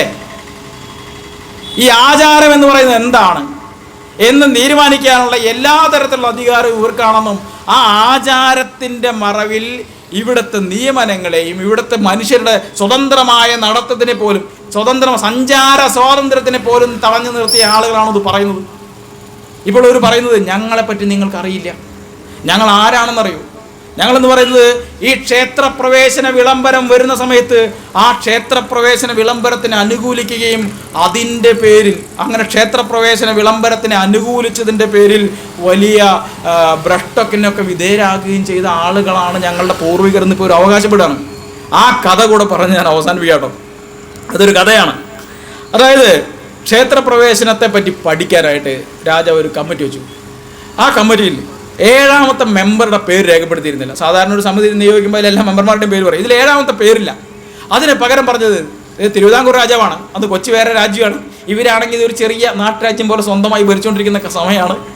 അപ്പോൾ ഈ തരണല്ലൂർ മനയിലെ ആളുകൾക്ക് തന്നെയാണ് അവിടെയും തന്ത്രാധികാരമുള്ളത്. എവിടെ? നമ്മുടെ ഈ പറയുന്ന പത്മനാഭസ്വാമി ക്ഷേത്രത്തിലടക്കം തിരുവിതാംകൂറിൻ്റെ ധാരാളം ക്ഷേത്രങ്ങളിൽ ഇവർക്കാണ് തന്ത്രാധികാരം. അപ്പോൾ 7ാമത്തെ പേരായി എന്ന് പറയുന്നത് തരണല്ലൂർ നമ്പൂതിരിപ്പാട് നിർദ്ദേശിക്കുന്ന ഒരു മഹാൻ എന്നാണ്. തരണല്ലൂരിന് അത്രയും സ്വാധീനമുണ്ട് തിരുവിതാംകൂറിൽ. അപ്പോൾ തരണല്ലൂർ നമ്പൂതിരിപ്പാട് നിർദ്ദേശിച്ച വ്യക്തിയുടെ പേര് പുന്നശ്ശേരി നീലകണ്ഠ ശർമ്മ എന്നാണ്. ഞാൻ പുന്നശ്ശേരി നീലകണ്ഠ ശർമ്മയെ കുറ്റം പറയില്ല കേട്ടോ. കാരണം പുന്നശ്ശേരി നീലകണ്ഠ ശർമ്മ അന്ന് ക്രിസ്ത്യാനികളെയും അവർണരെയും ദളിതരെയും ഒക്കെ സംസ്കൃതം പഠിപ്പിക്കാൻ തയ്യാറായ, അത്യാവശ്യം അന്ന് കേരളത്തിൽ ബ്രാഹ്മണരുടെ ഇടയിൽ കിട്ടാവുന്നതിൽ വെച്ച് പുരോഗമനകാരിയായ ഒരു മനുഷ്യന്മാരിൽപ്പെട്ട ഒരാളായിരുന്നു. അദ്ദേഹമാണ് പട്ടാമ്പി സംസ്കൃത കോളേജ് സ്ഥാപിക്കുന്നത്. അവിടുത്തെ പ്രിൻസിപ്പളായി ജോലി നോക്കുന്ന സമയത്താണ് പുള്ളിയെ ഈ പറഞ്ഞ കമ്മിറ്റിയിലേക്ക് ഒരു പറഞ്ഞയക്കുന്നത്. അങ്ങനെ തരണനെല്ലൂരിന് വേണ്ടി ആ കമ്മിറ്റിയിൽ തരണനെല്ലൂരിന്റെ പ്രതിനിധിയായി ഹാജരായ പുന്നശ്ശേരി നീലകണ്ഠ ശർമ്മ എഴുതി കൊടുത്ത 80 പേജ് വരുന്ന വലിയൊരു വിയോജനക്കുറിപ്പ് ചരിത്രത്തിലുണ്ട്. അത് നിങ്ങളൊന്ന് കാണണം. നിങ്ങൾ ഇവിടെ ഇരിക്കുന്ന ആളുകൾക്ക് വായിച്ചു നോക്കണമെന്നുണ്ടെങ്കിൽ ഈ temple enquiry committee report archives.org എന്ന് പറഞ്ഞ സൈറ്റിൽ പോയി നിങ്ങൾക്ക് കിട്ടും. ഡൗൺലോഡ് ചെയ്ത് വായിക്കാം. എല്ലാവരുടെ മൊബൈലുണ്ടല്ലോ, വായിച്ചു നോക്കണം. എന്താണ് ഈ പറയുന്ന തരണനെല്ലൂർ ഈ ക്ഷേത്രപ്രവേശന വിളംബര സമയത്ത് ഇപ്പോൾ നമ്മൾ എല്ലാവരും കൊണ്ടു കൊടുക്കുന്ന ദക്ഷിണ വാങ്ങി പോക്കറ്റിലിടുന്നവർ അന്ന് എന്താ പറഞ്ഞതെന്ന് നിങ്ങളൊന്ന് വായിച്ച് നോക്കണം. അന്ന് ഇവർ പറഞ്ഞെന്താ? അന്ന് ഇവർക്ക് വേണ്ടി ഹാജരായ ഇങ്ങനെ 12 അധ്യായങ്ങളുടെ റിപ്പോർട്ട്, 12 അധ്യായങ്ങൾ കാണ്ഡമായി എഴുതി വെച്ചിരിക്കുകയാണ്. എന്തുകൊണ്ട് ദളിതർ, എന്തുകൊണ്ട് അവർണർ, എന്തുകൊണ്ട് പറയരും പുലയരും, എന്തുകൊണ്ട് ചാലിയന്മാരും ഒക്കെ ക്ഷേത്രത്തിൽ കയറിക്കൂടാന്ന് പറയുകയാണ്. ഒരു സാമ്പിളായിട്ട് ഞാനൊന്ന് പറയാം. കുറേ മനുസ്മൃതി മുതൽ യാജ്ഞവൽക്യ സ്മൃതി മുതൽ ശാങ്കര സ്മൃതി മുതൽ ആപസ്തംഭ ധർമ്മസൂത്രം മുതൽ അങ്ങനെ എല്ലാ തരത്തിലുള്ള ദേവി ഭാഗവതം മുതൽ ഭഗവത്ഗീത മുതൽ എല്ലാ ടെക്സ്റ്റുകളിലും അവർണർക്കും ദളിതർക്കും ഒന്നും ഈ ക്ഷേത്രാരാധന ചെയ്യാൻ അവകാശമില്ല എന്ന് പറയുന്ന ഭാഗങ്ങളെല്ലാം എടുത്തുദ്ധരിച്ച് വാദിച്ച് അവസാനം അതിനെ കൺക്ലൂഡ് ചെയ്തിട്ട് അദ്ദേഹം പറയാണ്, ഈ വക എല്ലാ സംഗതികളും ആലോചിച്ചിട്ട് തന്നെയാണ് അവർണർ സവർണ ക്ഷേത്രങ്ങൾ വന്ന് ക്ഷേത്രവും സ്തൂപികയും മാത്രം ദർശനം ചെയ്ത് വഴിപാടുകളും പ്രാർത്ഥനകളും നടത്തിക്കൊള്ളണം എന്ന് നിശ്ചയിച്ചിട്ടുള്ളത്. അതായത് നിങ്ങളൊക്കെ എന്താ ചെയ്യേണ്ടതെന്ന് വെച്ച് കഴിഞ്ഞാൽ, സവർണർ തൊഴേണ്ടത് ആരെയാണ്? ക്ഷേത്രത്തിനകത്ത് കടന്ന് ഭഗവാന്റെ വിഗ്രഹത്തെയാണ്. അവർണർ എന്താണ് തൊഴേണ്ടത്? വിഗ്രഹത്തെ അല്ല, ക്ഷേത്രത്തെ തൊഴുതാൽ മതി. അപ്പോൾ ക്ഷേത്രത്തെ തൊഴണമെങ്കിൽ എവിടെ നിൽക്കണം? മതിൽക്കെട്ടിന്റെ പുറത്ത് നിൽക്കണം. എവിടെ? കൊടിമരം. അപ്പൊ നിങ്ങൾക്ക് കാണാൻ പറ്റുക ക്ഷേത്രം ദൂരെ നിന്ന് കാണാം, കൊടിമരവും കാണാം. നിങ്ങൾ കൊണ്ടുവന്നിട്ടുള്ള വഴിപാടുകൾ അവിടെ കൊണ്ടുവയ്ക്കാം. അവിടെ കൊണ്ടുവച്ച് കഴിഞ്ഞാൽ അത് അവിടെ എത്തിക്കോളും. എങ്ങനെയാണ് എത്തുക? അപ്പോൾ അവർണർ തൊട്ട വഴിപാട് എടുക്കാൻ പറ്റില്ല. പക്ഷേ തൈലാദി വസ്തുക്കൾ അശുദ്ധമായാൽ പൗലോസിനെ കൊണ്ട് തൊടിയിച്ചെടുക്കാം. അപ്പോൾ പൗലോസ് ഒന്ന് തൊട്ടാൽ സംഗതി ശുദ്ധമായി, അവിടെ ചെന്ന് അതൊക്കെ ഇട്ടാം. അപ്പോൾ നിങ്ങളുടെ ഡ്യൂട്ടി എന്താ? അകലെ നിന്ന് ക്ഷേത്രം കാണുക, കൊടിമരം കാണുക, തൊഴുക, നിങ്ങളുടെ വഴിപാട് അവിടെ സമർപ്പിക്കുക, തിരിച്ചു പോകുക. ഇത്രയുള്ളൂ നിങ്ങളുടെ പണി. ഇതിന് മാത്രമേ നിങ്ങൾക്ക് അവകാശമുള്ളൂ എന്ന് പറയുകയാണ്. അതുമാത്രമല്ല, അതായത് ഓരോ ആളുകൾ എന്താണ് ചെയ്യേണ്ടതെന്ന് പറയുന്നുണ്ട്. ക്ഷേത്രത്തിൽ കടക്കാൻ പാടില്ലാത്ത ആളുകളുടെ പേര് പറയുന്നുണ്ട്. ബൗദ്ധന്മാർ കടക്കാൻ പാടില്ല, അന്യമതസ്ഥർ കടക്കാൻ പാടില്ല, പുലയർ മുതലായ തീണ്ടലുകാർ കടക്കാൻ പാടില്ല. ഇവർ മതിൽക്കകത്ത് പ്രവേശിച്ചാൽ ക്ഷേത്രത്തിന് അശുദ്ധി തട്ടും. ഇതാണ് പ്രശ്നം. ആശാരി മുതലായവർ പുറത്ത് ബലിവട്ടത്തിനോ ഉള്ളിലൊന്നും കടക്കാൻ പാടില്ല. രജകൻ, ക്ഷുരകൻ, ചാലിയൻ അവരൊന്നും വിളക്കുമാടത്തിൻ്റെ സൈഡിൽ പോലും പോകാൻ പാടില്ല. പതിതന്മാരായിട്ടുള്ള ആളുകൾ, ആശോചികർ, പാഷണ്ഡികർ, ശവദാഹകന്മാർ, അങ്ങനെ ചാതുർവർണ്ണത്തിൽ നിന്നും ബാഹ്യന്മാരായ ഈ സവർണൻ എന്ന് പറഞ്ഞാൽ വെളുത്ത ആളെന്നും അവർണൻ എന്ന് പറഞ്ഞാൽ കറുത്ത ആളെന്നും അല്ലാത്ത അർത്ഥം. സവർണൻ എന്ന് പറഞ്ഞാൽ ബ്രാഹ്മണൻ, ക്ഷത്രിയൻ, വൈശ്യൻ, ശൂദ്രൻ എന്ന് പറയുന്ന 4 വർണ്ണങ്ങൾ. ആ വർണ്ണങ്ങളിൽപ്പെട്ട ആളുകൾ, വർണ്ണത്തോട് കൂടിയവർ സവർണർ. അതായത് ഈ വിരാട് പുരുഷന്റെ മുഖത്തിൽ നിന്നും കൈകളിൽ നിന്നും തുടകളിൽ നിന്നും കാലുകളിൽ നിന്നും ജനിച്ച 4 വിഭാഗത്തിൽപ്പെട്ട ആളുകളാണ് സവർണർ എന്നും, ബാക്കിയുള്ള ആളുകൾ ഈ പറയുന്ന വിരാട് പുരുഷന്റെ ദൈവത്തിന്റെ ശരീരത്തിൽ നിന്നും ജനിക്കാത്ത ആളുകൾ അവർണരെന്നും അർത്ഥം. അപ്പോൾ ഈ വർണ്ണബാഹ്യരായിട്ടുള്ള ആളുകൾ, ചാതുർവർണ്ണത്തിൽ നിന്ന് പുറത്തുള്ള മറ്റാളുകൾ ഈ പഞ്ചപ്രാസാദങ്ങളുടെ അടുത്ത് പോലും പോകാൻ പാടില്ല എന്ന് ഈ ക്ഷേത്രപ്രവേശനം നടത്താൻ ഇവർ അവർണരെ ക്ഷേത്രത്തിൽ കയറ്റണോ വേണ്ടയോ എന്ന് പറയുന്ന അന്വേഷണ കമ്മിറ്റി റിപ്പോർട്ടിൽ ഈ തരണനെല്ലൂരിന് വേണ്ടി എഴുതി വെച്ച റിപ്പോർട്ട് ഇപ്പോഴും ചരിത്രത്തിലുണ്ട്. അപ്പോൾ ഒരു പ്രശ്നം പറ്റി. സർ CP രാമസ്വാമിയർ പറഞ്ഞു, ഈ നാട്ടിലെ ഈഴവരും ദളിതരൊക്കെ മതം മാറി ക്രിസ്ത്യാനികളാകാൻ പോവുകയാണ്. അന്നത്തെ മെയിൻ ശത്രുക്കൾ ക്രിസ്ത്യാനികളാണ്, മുസ്ലിങ്ങളല്ല കേട്ടോ. ഇപ്പോഴാണ് മുസ്ലിങ്ങൾ ആ സ്ഥാനത്തേക്ക് പ്രമോഷൻ കിട്ടിയത്, ഇപ്പോഴാണ്. അപ്പോൾ അവർ ക്രിസ്ത്യാനികളായി കഴിഞ്ഞാൽ തിരുവിതാംകൂർ ഒരു ക്രിസ്തു രാജ്യമായി മാറാൻ സാധ്യതയുണ്ട്. അതുകൊണ്ട് അവരെ പിടിച്ചു നിർത്താൻ ആകെ ഒരു വഴിയേ ഉള്ളൂ, ഈ ക്ഷേത്രങ്ങളുടെ വാതിലുകൾ തുറന്നു കൊടുക്കുക. അങ്ങനെ ക്ഷേത്രങ്ങൾ തുറന്നു കൊടുക്കാൻ തീരുമാനമായി. തരണനെല്ലൂരിൻ്റെ പ്രതിനിധിയുടെ റിപ്പോർട്ട് തള്ളിയെന്ന് ചുരുക്കം. അങ്ങനെയാണ് ക്ഷേത്രപ്രവേശന വിളംബരം സംഭവിക്കുന്നത്. ക്ഷേത്രപ്രവേശന വിളംബരം സംഭവിച്ച സമയത്ത് ഇവർ ശരിക്കും പെട്ടുപോയി. കാരണം ഈ തിരുവിതാംകൂർ രാജ്യത്തെ ക്ഷേത്രങ്ങൾ രാജാവ് പറയുന്നത് കേട്ട് പോയി പൂജിച്ചില്ല എങ്കിൽ അവിടുത്തെ തന്ത്രിസ്ഥാനം പോകും. അങ്ങനെ പോയ കഥയുണ്ട്. തന്ത്രി ക്ഷേത്രത്തിലെ ദേവന്റെ അച്ഛനാണെന്നാണ് ഇപ്പോൾ ആളുകൾ പറയുന്നത്. നിങ്ങളൊന്ന് ആലോചിച്ച് നോക്കണം. ഇവിടെ എത്ര മനക്കാർക്ക് തന്ത്രികാവകാശമുണ്ട്? 6 മനക്കാർക്ക് ഇവിടെ അവകാശമുണ്ട്. അതായത് തരണനല്ലൂർ ഫാമിലിയിൽപ്പെട്ട 4 തായ് വഴികളായിട്ടുള്ള 4 കുടുംബങ്ങൾക്കും പിന്നെ നഗരമണ്ഡല ഇല്ലത്തിന് ഇവിടെ തന്ത്രികാവകാശമുണ്ട്. 6 പേരുണ്ട്. മനസ്സിലായോ? ഈ 6 പേർക്ക് താന്ത്രികാവകാശമുണ്ട്. അതിൽ തന്നെ അവരുടെ തന്ത്രിമാർ തന്നെ പറയുന്നത് ഒരു ഫാമിലിയിൽ തന്നെ 5 പേരെങ്കിലും ഉണ്ടാവും മിനിമം ഇതിന് അവകാശമുള്ളവർ. അപ്പം എത്രയായി? 10-36 പേർക്ക് ഇവിടെ തന്ത്രിമാരായിട്ടുണ്ട്. ഇനി നമ്മൾ എങ്ങനെയാണ് തന്ത്രി ദേവന്റെ പിതാവാണെന്ന് പറയാമെന്ന് എനിക്കറിയില്ല. ഇവിടെ ഇത്രയ്ക്കധികം തന്ത്രിമാരുള്ള ഒരു ക്ഷേത്രമാണത്. അപ്പോൾ ഈ നഗരമണ്ണിന്റെ കാര്യം ഞാൻ പറഞ്ഞല്ലോ, അവരാദ്യം ഈ ലിസ്റ്റിലേ ഉണ്ടായിരുന്നവരല്ല, അവരെ പിന്നീട് തന്ത്രിസ്ഥാനത്തേക്ക് കൊണ്ടുവന്നാണ് രേഖയുണ്ട്. അപ്പോൾ തന്ത്രിമാരെ വയ്ക്കാം. അതായത് തന്ത്രിമാരെ എങ്ങനെ കൊണ്ടുവന്ന് വെച്ച് കഴിഞ്ഞാൽ അന്നത്തെ ഭരണസമിതി തീരുമാനിച്ചു, അവരെയും കൂടെ തന്ത്രിമാരാക്കി, അത്രേ ഉള്ളൂ. ഭരണസമിതി തീരുമാനിക്കുന്ന ആളാണ് തന്ത്രി. രാജാവ് ക്ഷേത്രം പണിത് കഴിഞ്ഞാൽ അവിടെ തന്ത്രി ആരാവണമെന്ന് രാജാവ് തീരുമാനിക്കും. രാജാവ് തീരുമാനിക്കുന്ന ആളാണ് തന്ത്രി. അങ്ങനെ പണ്ട് ഉമയമ്മ റാണിയുടെ കാലത്ത് തരണനല്ലൂർ അന്നും പത്മനാഭസ്വാമി ക്ഷേത്രത്തിൽ തന്ത്രാധികാരികളാണ്. ആ സമയത്താണ് കേരളോർമ്മയായിട്ടുള്ള അവരുടെ പ്രശ്നം നടക്കുന്നത്. ആ സമയത്ത് ഇവരെന്തായി, ഇവരുടെ എതിർപക്ഷത്ത് ചേർന്നു തരണനല്ലൂർ. ഇത് റാണി അറിഞ്ഞു. റാണി പറഞ്ഞു, നാളെ മുതൽ ഈ തന്ത്രവുമായിട്ട് ഇങ്ങോട്ട് വരണ്ട, നിർത്തിക്കോ. ഇവർ തന്ത്രിസ്ഥാനത്ത് പുറത്താക്കി. അതായത് തന്ത്രിയെ പുറത്താക്കാൻ ആ ക്ഷേത്രത്തിൻ്റെ ഉടമയ്ക്ക് അവകാശമുണ്ട്. ഇങ്ങനെ ഇഷ്ടം പോലെ തന്ത്രിമാരെ പുറത്താക്കിയ കഥകൾ നമുക്ക് ചരിത്രത്തിൽ നിന്ന് ധാരാളം കിട്ടും. അതല്ലാതെ തന്ത്രിസ്ഥാനം എന്ന് പറയുന്നത് അട്ടിപ്പേർ അവകാശമായി കിട്ടിയിട്ടുള്ളൊരു കാര്യമല്ല. ഇപ്പോൾ ഇവിടെ ആരാണ് തന്ത്രി എന്ന് തീരുമാനിക്കാനുള്ള അധികാരം ഈ ദേവസ്വം ഭരണസമിതിക്കാണ്. അത് തന്ത്രി മനസ്സിലാക്കണം. ബാലു ഇവിടെ ജോലി ചെയ്യാൻ പാടില്ല എന്ന് പറഞ്ഞ തന്ത്രി നാളെ മുതൽ ഇവിടെ ജോലി ചെയ്യേണ്ടെന്ന് തീരുമാനിക്കാനുള്ള അവകാശം, അധികാരം ഇവിടുത്തെ ദേവസ്വം ബോർഡിനുണ്ട്. ദേവസ്വം ബോർഡിന് ബോധം ഉണ്ടാവണമെന്ന് മാത്രം. ഞങ്ങൾക്ക് ഈ അവകാശം ഉണ്ട്. അപ്പോൾ തന്ത്രിയാണോ അകത്താവേണ്ടത്, ബാലു ആണോ അകത്താവേണ്ടതെന്ന് ദേവസ്വം ബോർഡിന് തീരുമാനിച്ചാൽ നടക്കും. ഒരു കോടതിയും ചോദ്യം ചെയ്യില്ല. കാരണം ഉമയമ്മ റാണിക്ക് ഇവരെ പിരിച്ചുവിടാമെങ്കിൽ പിന്നെന്താ പിണറായി വിജയന് പിരിച്ചുവിട്ടൂടെ? ഒരു പ്രശ്നമുള്ള കാര്യമല്ല. അത് അവർക്ക് നന്നായിട്ട് അറിയാം. കാരണം ഇവിടെ അധികാരം ഇല്ലാത്തിരുന്ന ഒരു ഇല്ലത്തിന് അധികാരം കൊടുക്കാമെന്നുണ്ടെങ്കിൽ ഉള്ള ഒരാളുടെ അധികാരം എടുത്തു കളയാനും പറ്റും. അതവർ മനസ്സിലാക്കണം. അങ്ങനെ ക്ഷേത്രപ്രവേശന വിളംബരത്തിന് ഇവർ അനുകൂലിച്ച കഥയാണ് ഞാൻ പറഞ്ഞു വരുന്നത്. അതെങ്ങനെ അനുകൂലിച്ചെന്ന് വെച്ചാൽ, അപ്പോൾ തിരുവിതാംകൂർ രാജ്യത്തിലെ ക്ഷേത്രങ്ങളിൽ അവർണർ പ്രവേശിച്ച ക്ഷേത്രങ്ങളിൽ പോയി തന്ത്രക്രിയകൾ ചെയ്ത് കൊടുക്കുക, അല്ലെങ്കിൽ കൊടുക്കാതിരിക്കുക. അതായത് അവിടെ കിണ്ടി കമഴ്ത്തി ഇനി മുതൽ ഞങ്ങൾക്ക് തന്ത്രം വേണ്ട എന്ന് പറഞ്ഞ്, ഞങ്ങൾക്ക് ഈ സ്കൂളിലെ പഠിപ്പും വേണ്ട, ഇവിടുത്തെ ഉപ്മാവും വേണ്ട എന്ന് പറഞ്ഞ് തിരിച്ചു പോരുക. അതല്ലെങ്കിൽ അവിടെ അത് ചെയ്യുക. ഈ 2 വഴിയെ തന്ത്രിമാരുടെ മുമ്പിൽ ഉണ്ടായിരുന്നുള്ളൂ. ഇവർ തീരുമാനിച്ചത് തിരുവിതാംകൂറിൽ നമുക്ക് എന്ത് ചെയ്യാം, രാജാവ് പറയുന്ന എല്ലാവരും കയറിക്കോട്ടെ, എങ്കിൽ ഞങ്ങളും വരും, പൂജ ചെയ്യും. അതായത് തിരുവിതാംകൂറിൽ ഇവർ ക്ഷേത്രപ്രവേശന വിളംബരത്തിന് ശേഷവും തന്ത്രിമാരായി പോയി. അവർണർ പോയി കഴിഞ്ഞാൽ, ക്ഷേത്രത്തിൽ പ്രവേശിച്ചു കഴിഞ്ഞാൽ ആ ക്ഷേത്രത്തിലെ ചൈതന്യം നഷ്ടപ്പെടും, ബിംബം വെറും ഒരു കല്ലായി മാറും, പിന്നെ അവിടെ പൂജ ചെയ്യുന്നത് നിരർത്ഥകമാണ് എന്ന് ഈ റിപ്പോർട്ടിൽ എഴുതി വെച്ച ആളുകൾ രാജാവ് ക്ഷേത്രപ്രവേശന വിളംബരം നടത്തി കഴിഞ്ഞപ്പോൾ എന്ത് പറഞ്ഞു?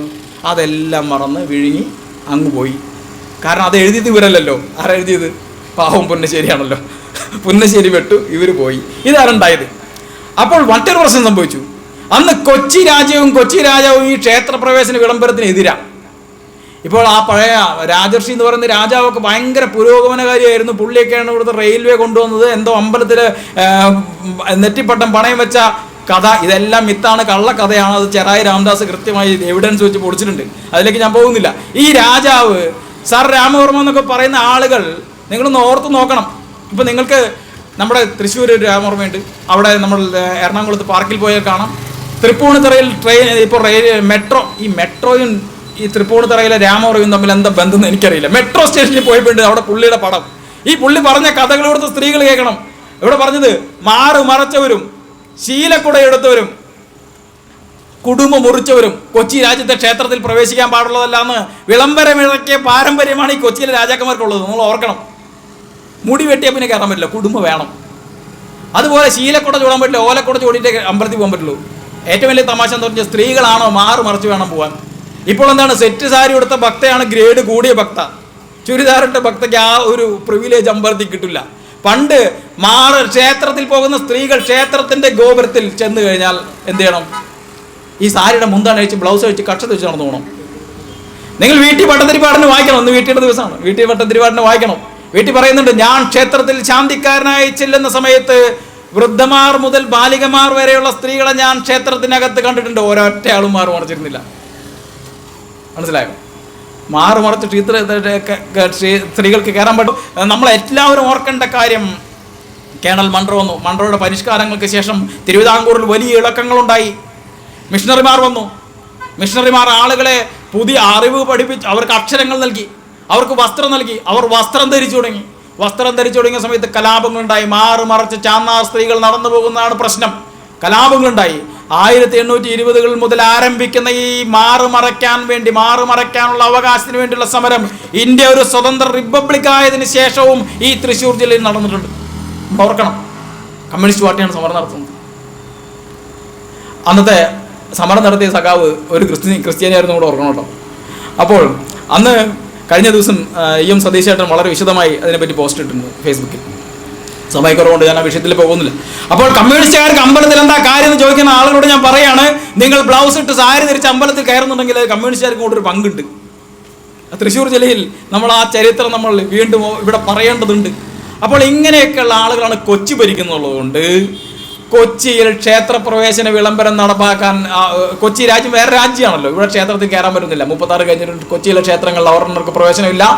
അപ്പോൾ ഈ തരണല്ലൂരിൽ തന്നെ കുറേ ആളുകൾ, ഈ ഫാമിലിക്കകത്ത് പ്രശ്നമുണ്ടല്ലോ, അവരെല്ലാവരും മീറ്റിംഗ് കൂടിയിട്ട് പറഞ്ഞു, തിരുവിതാംകൂറിൽ അവർണർ പ്രവേശിച്ചിട്ടുള്ള അമ്പലങ്ങൾ പൂജ ചെയ്യുന്ന ഈ ഇരിഞ്ഞാലക്കുട ക്ഷേത്രത്തിലെ പൂജാരിയെ ഭ്രഷ്ടനാക്കണം, ഇയാൾ ഭ്രഷ്ട് ഏൽപ്പിക്കണം. രേഖകളുണ്ട്, ഇയാൾ ഭ്രഷ്ട് ഏൽപ്പിക്കണം എന്ന് രാജാവിനെ കണ്ട് പറയാൻ പോവാണ് അവർ. മനസ്സിലായോ? ചുരുക്കി പറഞ്ഞാൽ അബദ്ധത്തിൽ ശിക്കാരി ശംഭുവിനെ പോലെ നവോത്ഥാന നായകരായി മാറിയതാണ്. അതല്ലാതെ ഇവർക്ക് നവോത്ഥാനത്തിലോ ക്ഷേത്രപ്രവേശനങ്ങളിലോ യാതൊരു പങ്കുമില്ല. പക്ഷെ നിങ്ങളൊരു കാര്യം ആലോചിക്കേണ്ടത്, ഈ കൊച്ചിയിൽ അതിനുശേഷവും കൊച്ചി രാജ്യത്തെ ക്ഷേത്രങ്ങളിൽ ആളുകൾക്ക് പ്രവേശനം കിട്ടിയപ്പോഴത്തെ ഇവിടുത്തെ സ്ഥിതി എന്തായിരുന്നു? 1946 തിരുവിതാംകൂറിൽ പോയി അവർണർ പ്രവേശിക്കുന്ന ക്ഷേത്രങ്ങളിൽ തന്ത്രിമാരായിട്ടിരിക്കുന്ന ഇതേ ആളുകൾ തന്ത്രിമാരായിട്ടുള്ള ഈ ക്ഷേത്രത്തിന്റെ ഈ വഴികളിലൂടെ നടന്നു പോകാൻ ക്ഷേത്രപ്രവേശന വിളംബരം കഴിഞ്ഞ് 10 വർഷം കഴിഞ്ഞിട്ടും ഈ നാട്ടിലെ ദളിതർക്കും അവർണർക്കും സാധിച്ചിരുന്നില്ല എന്നുള്ള സത്യം നമ്മൾ മനസ്സിലാക്കണം. അപ്പൊ ഇവിടെ തടഞ്ഞതാരാ? ആരാ തടഞ്ഞേ? 1910 ഇതുമായി ബന്ധപ്പെട്ട ഉത്തരവിൽ കൃത്യമായി പറയുന്നുണ്ട്, ഇവിടുത്തെ മതാചാരവുമായി ബന്ധപ്പെട്ട് പുരോഹിതന്മാരുടെമായുടെ താല്പര്യവുമായി ബന്ധപ്പെട്ടാണ് ഇങ്ങനെ ഒരു തീണ്ടാപ്പലകട വരുന്നത്. അപ്പോൾ ഈ പുരോഹിത രാജ്യം, പുരോഹിതൻ തന്നെ രാജാവ്, പുരോഹിതൻ തന്നെ മന്ത്രി, പുരോഹിതൻ തന്നെ തന്ത്രിയും മന്ത്രിയും രാജാവും നിയമപാലകനും ജഡ്ജിയും എല്ലാം തങ്ങൾ മാത്രമാകുന്ന ഒരു ബ്രാഹ്മണ രാജ്യം ഇവിടെ വീണ്ടും തരണനല്ലൂരും ആളുകളും സ്വപ്നം കാണുന്നുവെങ്കിൽ അങ്ങനെ ഒരു രാജ്യം തിരിച്ചു വരില്ല. ആ രാജ്യം ഇവിടെ 71 അച്യുതമേനോൻ കുഴിച്ചു മൂടിയ രാജ്യമാണ് നിങ്ങളുടെ ഈ ക്ഷേത്ര സങ്കേതം. അതിന് തിരിച്ചു വരില്ല. ഇവിടെ കൂടൽമാണിക്യം ദേവസ്വം ബോർഡ് നിലനിൽക്കും. ഇവിടെ ബ്രാഹ്മണ രാജ്യം വരില്ല. ഇരിഞ്ഞാലക്കുട വീണ്ടും ക്ഷേത്ര സങ്കേതമാകാൻ പോകുന്നില്ല. നിങ്ങൾക്ക് നിങ്ങളുടെ രാജാധികാരവും നിങ്ങളുടെ വെഞ്ചാമരങ്ങളും തിരിച്ചു കിട്ടില്ല. നിങ്ങൾക്ക് ഒരു കാലത്തും ഇവിടത്തെ ദളിതരെ അവർണരെ ഇനി തെരുവിലൂടെ നടക്കാൻ പറ്റാത്ത കാലത്തേക്ക് തിരിച്ചു കൊണ്ടുപോകാൻ സാധിക്കില്ല. ഇത് ഉറപ്പാണ്. ചാത്തൻ പൂട്ടാൻ പോകട്ടെ, ചാക്കോ നാട് ഭരിക്കട്ടെ. ചാക്കോ താൽക്കാലിക അഡ്ജസ്റ്റ്മെന്റാണ്, ചാക്കോ അല്ല ഭരിക്കുക, അത് വേറെ കാര്യം. നമുക്കറിയാം, ഇന്ന് സഖാവ് ടി വി തോമസിന്റെ ദിനമാണ്. നമ്മൾ ഓർക്കണം, ടി വി തോമസിനോട് ഇവിടുത്തെ സവർണർക്കുള്ള ഏറ്റവും വലിയ ദേഷ്യം എന്താണ്? ഒരു സവർണ ക്രിസ്ത്യാനി ഒരു ഈഴവ സ്ത്രീ കല്യാണം കഴിച്ചു. അപ്പോൾ തിരുവിതാംകൂർ രാജാവിനെതിരെ സമരം ചെയ്തു, തൊഴിലാളികളെ സംഘടിപ്പിച്ചു. ഇതാണ് കുറ്റം. അതുകൊണ്ട് തന്നെ തോമസ് അവർക്ക് റൗഡി തോമയായിരുന്നു. ഏത് റൗഡി തോമ എന്ന് വെച്ച് കഴിഞ്ഞാൽ ഗൗരി ചോത്തിയെ വേളി കഴിച്ചൊരു റൗഡി തോമ. അപ്പോൾ ഞങ്ങൾ റൗഡിമാരാകും, ഞങ്ങൾ ഈ പറഞ്ഞ പോലെ ഏറ്റവും ആക്ഷേപിക്കപ്പെട്ടവരാകും. ഗൗരിക്കെതിരെ വിളിച്ച മുദ്രാവാക്യങ്ങൾ നമ്മൾ നോർക്കണം. അപ്പോൾ ഇപ്പം ഇന്നലെ ബിന്ദു ടീച്ചർക്കെതിരെ എന്തൊക്കെ പറയുന്നുണ്ടായിരുന്നു. ഈ സ്ത്രീകളെ എങ്ങനെയാണ് ആക്ഷേപിക്കുന്നത് നമുക്ക് ഇതിൽ നിന്ന് മനസ്സിലാവും. അതുപോട്ടെ, നമ്മുടെ വിഷയം അതല്ല. നമ്മൾ ഇരിഞ്ഞാലക്കുടയുടെ പാരമ്പര്യത്തെ പറ്റി പറയുമ്പോൾ എല്ലാവരും പറയും, ഞാൻ അവസാനിപ്പിക്കുകയാണ്. ഇരിഞ്ഞാലക്കുടയുടെ പാരമ്പര്യത്തെ പറ്റി പറയുമ്പോൾ നമ്മൾ ഉണ്ണായിവരുടെ കഥ പറയും, നമ്മൾ കൂടിയാട്ടത്തിൻ്റെ കഥ പറയും. ഇവിടെ സത്യത്തിലൊരു മാലകെട്ടിൽ മാത്രം നിലനിൽക്കുന്ന ഒന്നല്ല ഈ ജാതി എന്ന് നമ്മൾ മനസ്സിലാക്കണം. നമ്മൾ മാലകെട്ടിനെ മാത്രം അഡ്രസ്സ് ചെയ്ത് അങ്ങ് പോകുന്നവർ വിചാരിക്കരുത്. ഇവിടെ ഇനിയും അച്യുതമേനോനെ പോലുള്ള ആൾ, സഹോദരൻ അയ്യപ്പൻ പറയുന്നൊരു കാര്യമുണ്ട്, ശ്രീനാരായണ ഗുരുവിനെ മുൻനിർത്തി. ശ്രീനാരായണ ഗുരുവും അക്കാലത്തെ ആളുകളും ഈ സാമൂഹ്യ പരിഷ്കരണത്തിന് മുൻപിൽ നിന്ന് നയിച്ച ആളുകൾ, അയ്യങ്കാളിയെ പോലുള്ളവർ, ശ്രീനാരായണ ഗുരുവിനെ പോലുള്ളവർ, വാഗ്ഭടാനന്ദനെ പോലുള്ളവർ, ബ്രഹ്മാനന്ദ ശിവയെ പോലുള്ളവർ, അവരെല്ലാവരും അവർ ജീവിച്ചിരുന്ന സമയത്ത് അവർക്ക് സാധിക്കാവുന്നിടത്തോളം കാട് വെട്ടിയ ആളുകളാണ്. ഇവിടെ കാട് പിടിച്ചു നിന്ന ഈ സാമൂഹ്യ അവസ്ഥയിൽ അവർക്ക് സാധിക്കാവുന്നിടത്തോളം കാടുകൾ വെട്ടിമാറ്റിയ ആളുകളാണ് അവർ. അപ്പോൾ അവർക്ക് സാധിക്കാവുന്നിടത്തോളം അവർ വെട്ടി എന്ന് അതിനർത്ഥം മുഴുവൻ കാടും വെട്ടി തീർത്തുന്നല്ല, മുഴുവൻ കാടും കൃഷിസ്ഥലമായി മാറിയെന്നല്ല, ഇനിയും നിൽക്കുന്നുണ്ട്. അപ്പോൾ അവർ വെട്ടാൻ പറ്റാതെ മാറ്റി വെച്ച കാടുകൾ, അവർ വെട്ടാതെ സൂക്ഷിച്ച പവിത്രമായ കാടുകളാണെന്നല്ല നമ്മൾ കരുതുന്നത്. ആ കാട് കൂടെ വെട്ടിമാറ്റുക എന്നുള്ളതാണ് നമ്മളുടെ പണി. അതാണ് നമ്മൾ ചെയ്യേണ്ടത്. അതായത് കേരള നവോത്ഥാനം എന്ന് പറയുന്നത് പൂർത്തീകരിക്കപ്പെട്ട ഒരു പ്രക്രിയയല്ല, അത് മുന്നോട്ട് കൊണ്ടുപോകേണ്ട ഒരു തുടർ പ്രക്രിയയാണ്. നവോത്ഥാനം സംഭവിച്ചത് കേവലം ജാതിയിലും ജാത്യാചാരങ്ങളിലും മാത്രമല്ല, ഇവിടുത്തെ കലകളിൽ, ഇവിടുത്തെ കവിതകളിൽ, ഇവിടുത്തെ സംഗീതത്തിൽ, സാഹിത്യത്തിൽ, കഥകളിൽ, ഇവിടുത്തെ ശില്പങ്ങളിൽ, ഇവിടുത്തെ ചിത്രങ്ങളിൽ എല്ലാം സംഭവിച്ച ഒന്നാണ്. അപ്പോഴും ചില കലാമേഖലകളിൽ ഇപ്പോഴും ജാതിയുടെ കൂരാക്കൂരിട്ടും നിലനിൽക്കുകയാണ്. ഈ നാട്ടിലെ നികുതി പണത്തിൽ നിന്ന് 2 കോടി രൂപ മുടക്കി പണിത ഇവിടുത്തെ കൂത്തമ്പലത്തിൽ എത്ര ദിവസം മനുഷ്യർ കയറുന്നുണ്ട്? ബാക്കിയുള്ള ദിവസം എന്താണ് കയറുന്നത്? ഇരുളടഞ്ഞു കിടക്കും, അടച്ച് കിടക്കും. എന്തെങ്കിലും ഈ പറയുന്ന നാൽക്കാലിക എന്തോ എലിയോ ഒക്കെ കയറിയാലായി, മനുഷ്യന് കയറാൻ പറ്റില്ല. ആർക്ക് കാണാൻ പറ്റും? ഇപ്പോൾ പറയുന്ന കൂത്തമ്പലത്തിനകത്ത് കല അവതരിപ്പിക്കാൻ പ്രത്യേക വിഭാഗത്തിൽപ്പെട്ട ആളുകൾക്ക് മാത്രമാണ് അവകാശം എന്നുള്ളതാണ്. ശരി, നല്ല കാര്യമാണ്, അനുഷ്ഠാനമാണെന്ന് പറയുന്നത്. കോടതിയും അതിനെ ഏകദേശം അംഗീകരിച്ചുകൊണ്ടാണ് ദേവസ്വം ബെഞ്ച്, ഇനിയിപ്പോൾ നമ്മൾ സുപ്രീം കോടതിയിൽ പോകേണ്ട അവസ്ഥയാണ് അതിന് വേണ്ടിയിട്ട്. നിങ്ങൾ മനസ്സിലാക്കേണ്ട കാര്യം, നായർ സമുദായത്തിൽപ്പെട്ട ഒരു കൂടിയാട്ടം കലാകാരനും ഞാൻ കഴിഞ്ഞ ദിവസം സംസാരിച്ചിരുന്നു. അദ്ദേഹം സ്പെയിനിൽ കല അവതരിപ്പിക്കാൻ പോവാണ്, കൂടിയാട്ടം അവതരിപ്പിക്കാൻ പോവാണ്. അപ്പോൾ സ്പെയിനിൽ പോയ അദ്ദേഹത്തിന് നായർ സമുദായത്തിൽ ജനിച്ച ആ വ്യക്തിക്ക് കലാപ്രകടനം നടത്താൻ സാധിക്കും, കൂടിയാട്ടം. പക്ഷേ ഈ കൂടൽമാണിക്യം ക്ഷേത്രത്തിലെ കൂത്തമ്പലമാണ് ലോകത്തെ ഏറ്റവും ലക്ഷണമൊത്ത കൂത്തമ്പലം എന്ന് പറയുന്നത്. ഇവിടെ പറ്റില്ല.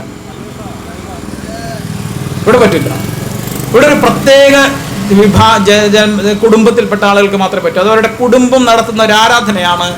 എങ്ങനെയെന്നാൽ തന്ത്രിമാർ പൂജ ചെയ്യുന്ന പോലെ ആ കുടുംബത്തിൽപ്പെട്ട പ്രത്യേക തന്ത്രിമാരല്ലേ പൂജ ചെയ്യുന്നത്, അതുപോലെ പ്രത്യേക കുടുംബത്തിൽപ്പെട്ട ആളുകൾ അവിടെ ഈ പറയുന്ന കലയിലൂടെ ആരാധന ചെയ്യുന്നു എന്നതാണ് സങ്കല്പം എന്നൊക്കെ ആളുകൾ വ്യാഖ്യാനിക്കുന്നുണ്ട്. പക്ഷെ ഞാൻ പറയുന്ന കാര്യം, തന്ത്രിമാർ ഈ റോഡിൽ വന്നിരുന്നോ, ഏതെങ്കിലും സ്റ്റേജിൽ വന്നിരുന്നിട്ടോ പൂജ ചെയ്യാറുണ്ടോ? ഇല്ലല്ലോ. അവർ അമ്പലത്തിലല്ലേ പൂജ ചെയ്യുന്നത്.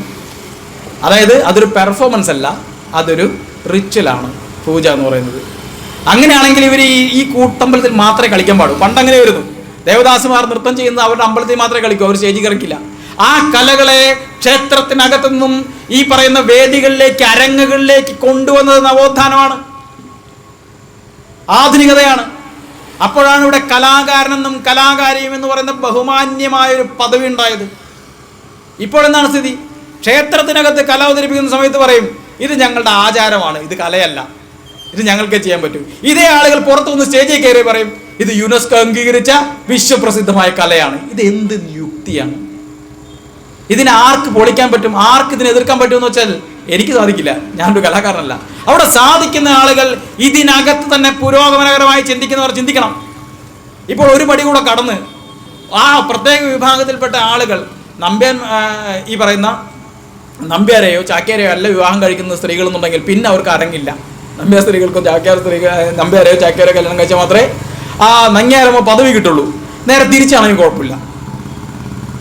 അപ്പോൾ ഇൻകമിങ് പ്രശ്നമില്ല, ഔട്ട് ഗോയിങ് ആണ് പ്രശ്നം. ഇങ്ങനെയൊക്കെ രസകരമായ കാര്യങ്ങളിലൂടെ നടന്നുകൊണ്ടിരിക്കുന്നുണ്ട്. അപ്പോൾ കലയിലും സഞ്ചാരത്തിലും മാലയിലും മാലകെട്ടിലും പൂവിലും വെള്ളം മുക്കുന്നതിലും പുല്ല് വെട്ടുന്നതിലും പോലും ഇപ്പോഴും കൂടൽമാണിക്യത്തിൽ ജാതി ഉണ്ടെന്ന് കേരള കൗമുദി റിപ്പോർട്ട് ചെയ്തു. എന്നിട്ട് അവർക്കെതിരെ ഒരു വക്കീൽ നോട്ടീസെങ്കിലും അയക്കണ്ടേ? ചെയ്തില്ലല്ലോ. അപ്പോൾ നാം മനസ്സിലാക്കേണ്ട കാര്യം, ജാതി എന്ന് പറയുന്നത് കഴിഞ്ഞു പോയ ഒന്നല്ല, മറിച്ച് ജാതി എന്നത് പണം താത്തി നിൽക്കുന്ന, പത്തി താത്തി നിൽക്കുന്ന ഒരു വിഷസർപ്പം മാത്രമാണ്. ഈ ബ്രാഹ്മണ്യത്തിന്റെ വിഷസർപ്പം ഏത് സമയത്തും തലപൊക്കാം. അനുകൂലമായൊരു സാഹചര്യം ഇവിടെ ഉരുത്തിരിഞ്ഞു, അപ്പോൾ തലപൊക്കുകയാണ്. കാരണം എന്താ?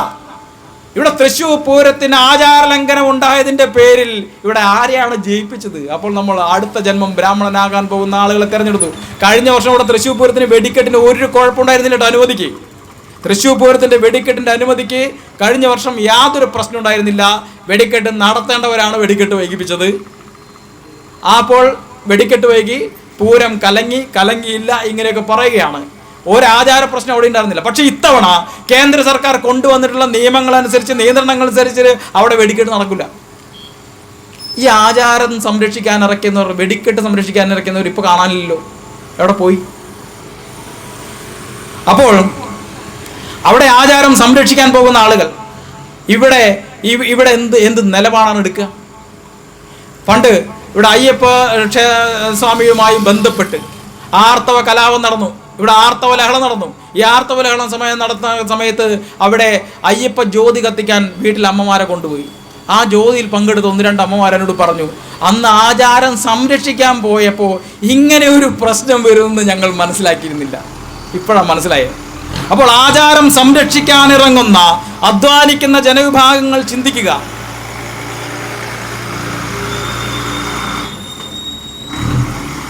ആചാരം സംരക്ഷിക്കാനിറങ്ങുന്ന അധ്വാനിക്കുന്ന ജനവിഭാഗങ്ങൾ ചിന്തിക്കുക. നിങ്ങൾ ആചാരം സംരക്ഷിക്കാനാണ് ഇവിടെ തുനിഞ്ഞിറങ്ങുന്നത് എങ്കിൽ ഈ വഴിയിലൂടെ സ്വതന്ത്രരായി നടക്കാൻ നമുക്ക് സാധിക്കില്ല. മുട്ടിന് താഴേക്ക് നീണ്ടു നിൽക്കുന്ന വസ്ത്രം ധരിക്കാൻ സാധിക്കില്ല. അരയ്ക്ക് മുകളിലേക്ക് വസ്ത്രം ധരിക്കാൻ സാധിക്കില്ല. നാം കിടന്നുറങ്ങുന്ന ഭൂമിയുടെ ഒരു തുണ്ട് ഭൂമിയിൽ അത് നമ്മുടേതാണ് എന്ന അവകാശമുറപ്പിക്കാൻ സാധിക്കില്ല. അപ്പോൾ മനുഷ്യന് ഇവിടെ സ്വന്തം മണ്ണ് സ്വന്തമായത്, സ്വന്തം വസ്ത്രത്തിൽ അധികാരം ഉണ്ടായത്, സ്വന്തം ആഹാരത്തിൽ നിയന്ത്രണം ഉണ്ടായത്, സ്വന്തം സ്വത്തിൽ അധികാരം ഉണ്ടായത് എല്ലാം ആചാരങ്ങളെ ലംഘിച്ച് മുന്നോട്ട് പോയപ്പോഴാണ്. ആചാര കേരളത്തിൽ നിന്നും ആധുനിക കേരളമായത് നമ്മൾ ഈ ആചാരങ്ങളെ കുട്ടംകുളത്തിൽ താത്തിയപ്പോഴാണ്. അവിടെ താന്നുപോയ ആചാരങ്ങളെ തിരിച്ചാനയിക്കാൻ ഈ ജന്മം നമ്മൾ അനുവദിക്കില്ല എന്ന് പറഞ്ഞുകൊണ്ട് ഇവിടെ PC കുറുമ്പ അടിയേറ്റ് വീണ മണ്ണിൽ, സഖാവ് പി ഗംഗാധരൻ മർദ്ദനമേറ്റ് വീണ മണ്ണിൽ, KV ഉണ്ണി സഖാവ് ഇവിടെ അവസാനം വരെ ചെങ്കൊടി പുതച്ച് നിന്ന ഈ PC കുറുമ്പയുടെയും സഖാവ് KV ഉണ്ണിയുടെയും ഒക്കെ ഈ മണ്ണിൽ നിന്ന് കമ്മ്യൂണിസ്റ്റ് പാർട്ടിയെ ഒരുക്കിയ ഈ വേദിയിൽ നിന്ന് ഞാൻ സംസാരിക്കുകയാണ്. പ്രിയമുള്ളവരെ, നമ്മളെ സംബന്ധിച്ചിടത്തോളം ഈ പോരാട്ടം എന്ന് പറയുന്നത് നാം തകർത്തെറിഞ്ഞ ഒരു ബ്രാഹ്മണ്യത്തിന്റെ അധികാര കേന്ദ്രങ്ങളെ, ഫ്യൂഡൽ കേന്ദ്രത്തെ ഇനി ഒരു കാരണവശാലും ആ ഒരു കാലത്തേക്ക് തിരിച്ചു പോകാൻ അനുവദിക്കില്ല എന്ന സത്യം, നമ്മൾ ഈ ചരിത്രം, ഇവരെന്താണ് ഇവിടെ മുമ്പ് പ്രവർത്തിച്ചിരുന്നത് എന്ന കഥ ഈ നാട്ടുകാരെ ബോധിപ്പിക്കാൻ നമ്മൾ ഇതിനെ രാഷ്ട്രീയമായ ഒരു വിദ്യാഭ്യാസത്തിനുള്ള അവസരമായി ഇതിനെ നമ്മൾ കാണേണ്ടതുണ്ട്. ബാലുവിടെ ജോലിക്ക് വരുമോ ഇല്ലയോ എന്നുള്ളതല്ല, അതൊരു വ്യക്തി ആ ജോലിയിൽ എടുക്കേണ്ട തീരുമാനം, അത് അദ്ദേഹത്തിൻ്റെ മാത്രം തീരുമാനമാണ്. ബാലു അല്ല പ്രശ്നം. ബാലുവിന് ജോലി നിഷേധിക്കുന്ന ഈ ബ്രാഹ്മണ്യത്തിന്റെ ഹുങ്കാണ് പ്രശ്നം. ആ ഹുങ്ക് തീർക്കാൻ അച്യുതമേനോനെ പോലുള്ളവർ കാണിച്ചു തന്ന ആ പാതയിലൂടെ സഞ്ചരിക്കാൻ ഇവിടുത്തെ ഭരണാധികാരികൾക്കും ചങ്കുറപ്പുണ്ടാകണമെന്ന് മാത്രം പറഞ്ഞുകൊണ്ട് ഞാൻ എൻ്റെ വാക്കുകൾ ഉപസംഹരിക്കുകയാണ്. നിങ്ങൾക്ക് എല്ലാവർക്കും നന്ദി.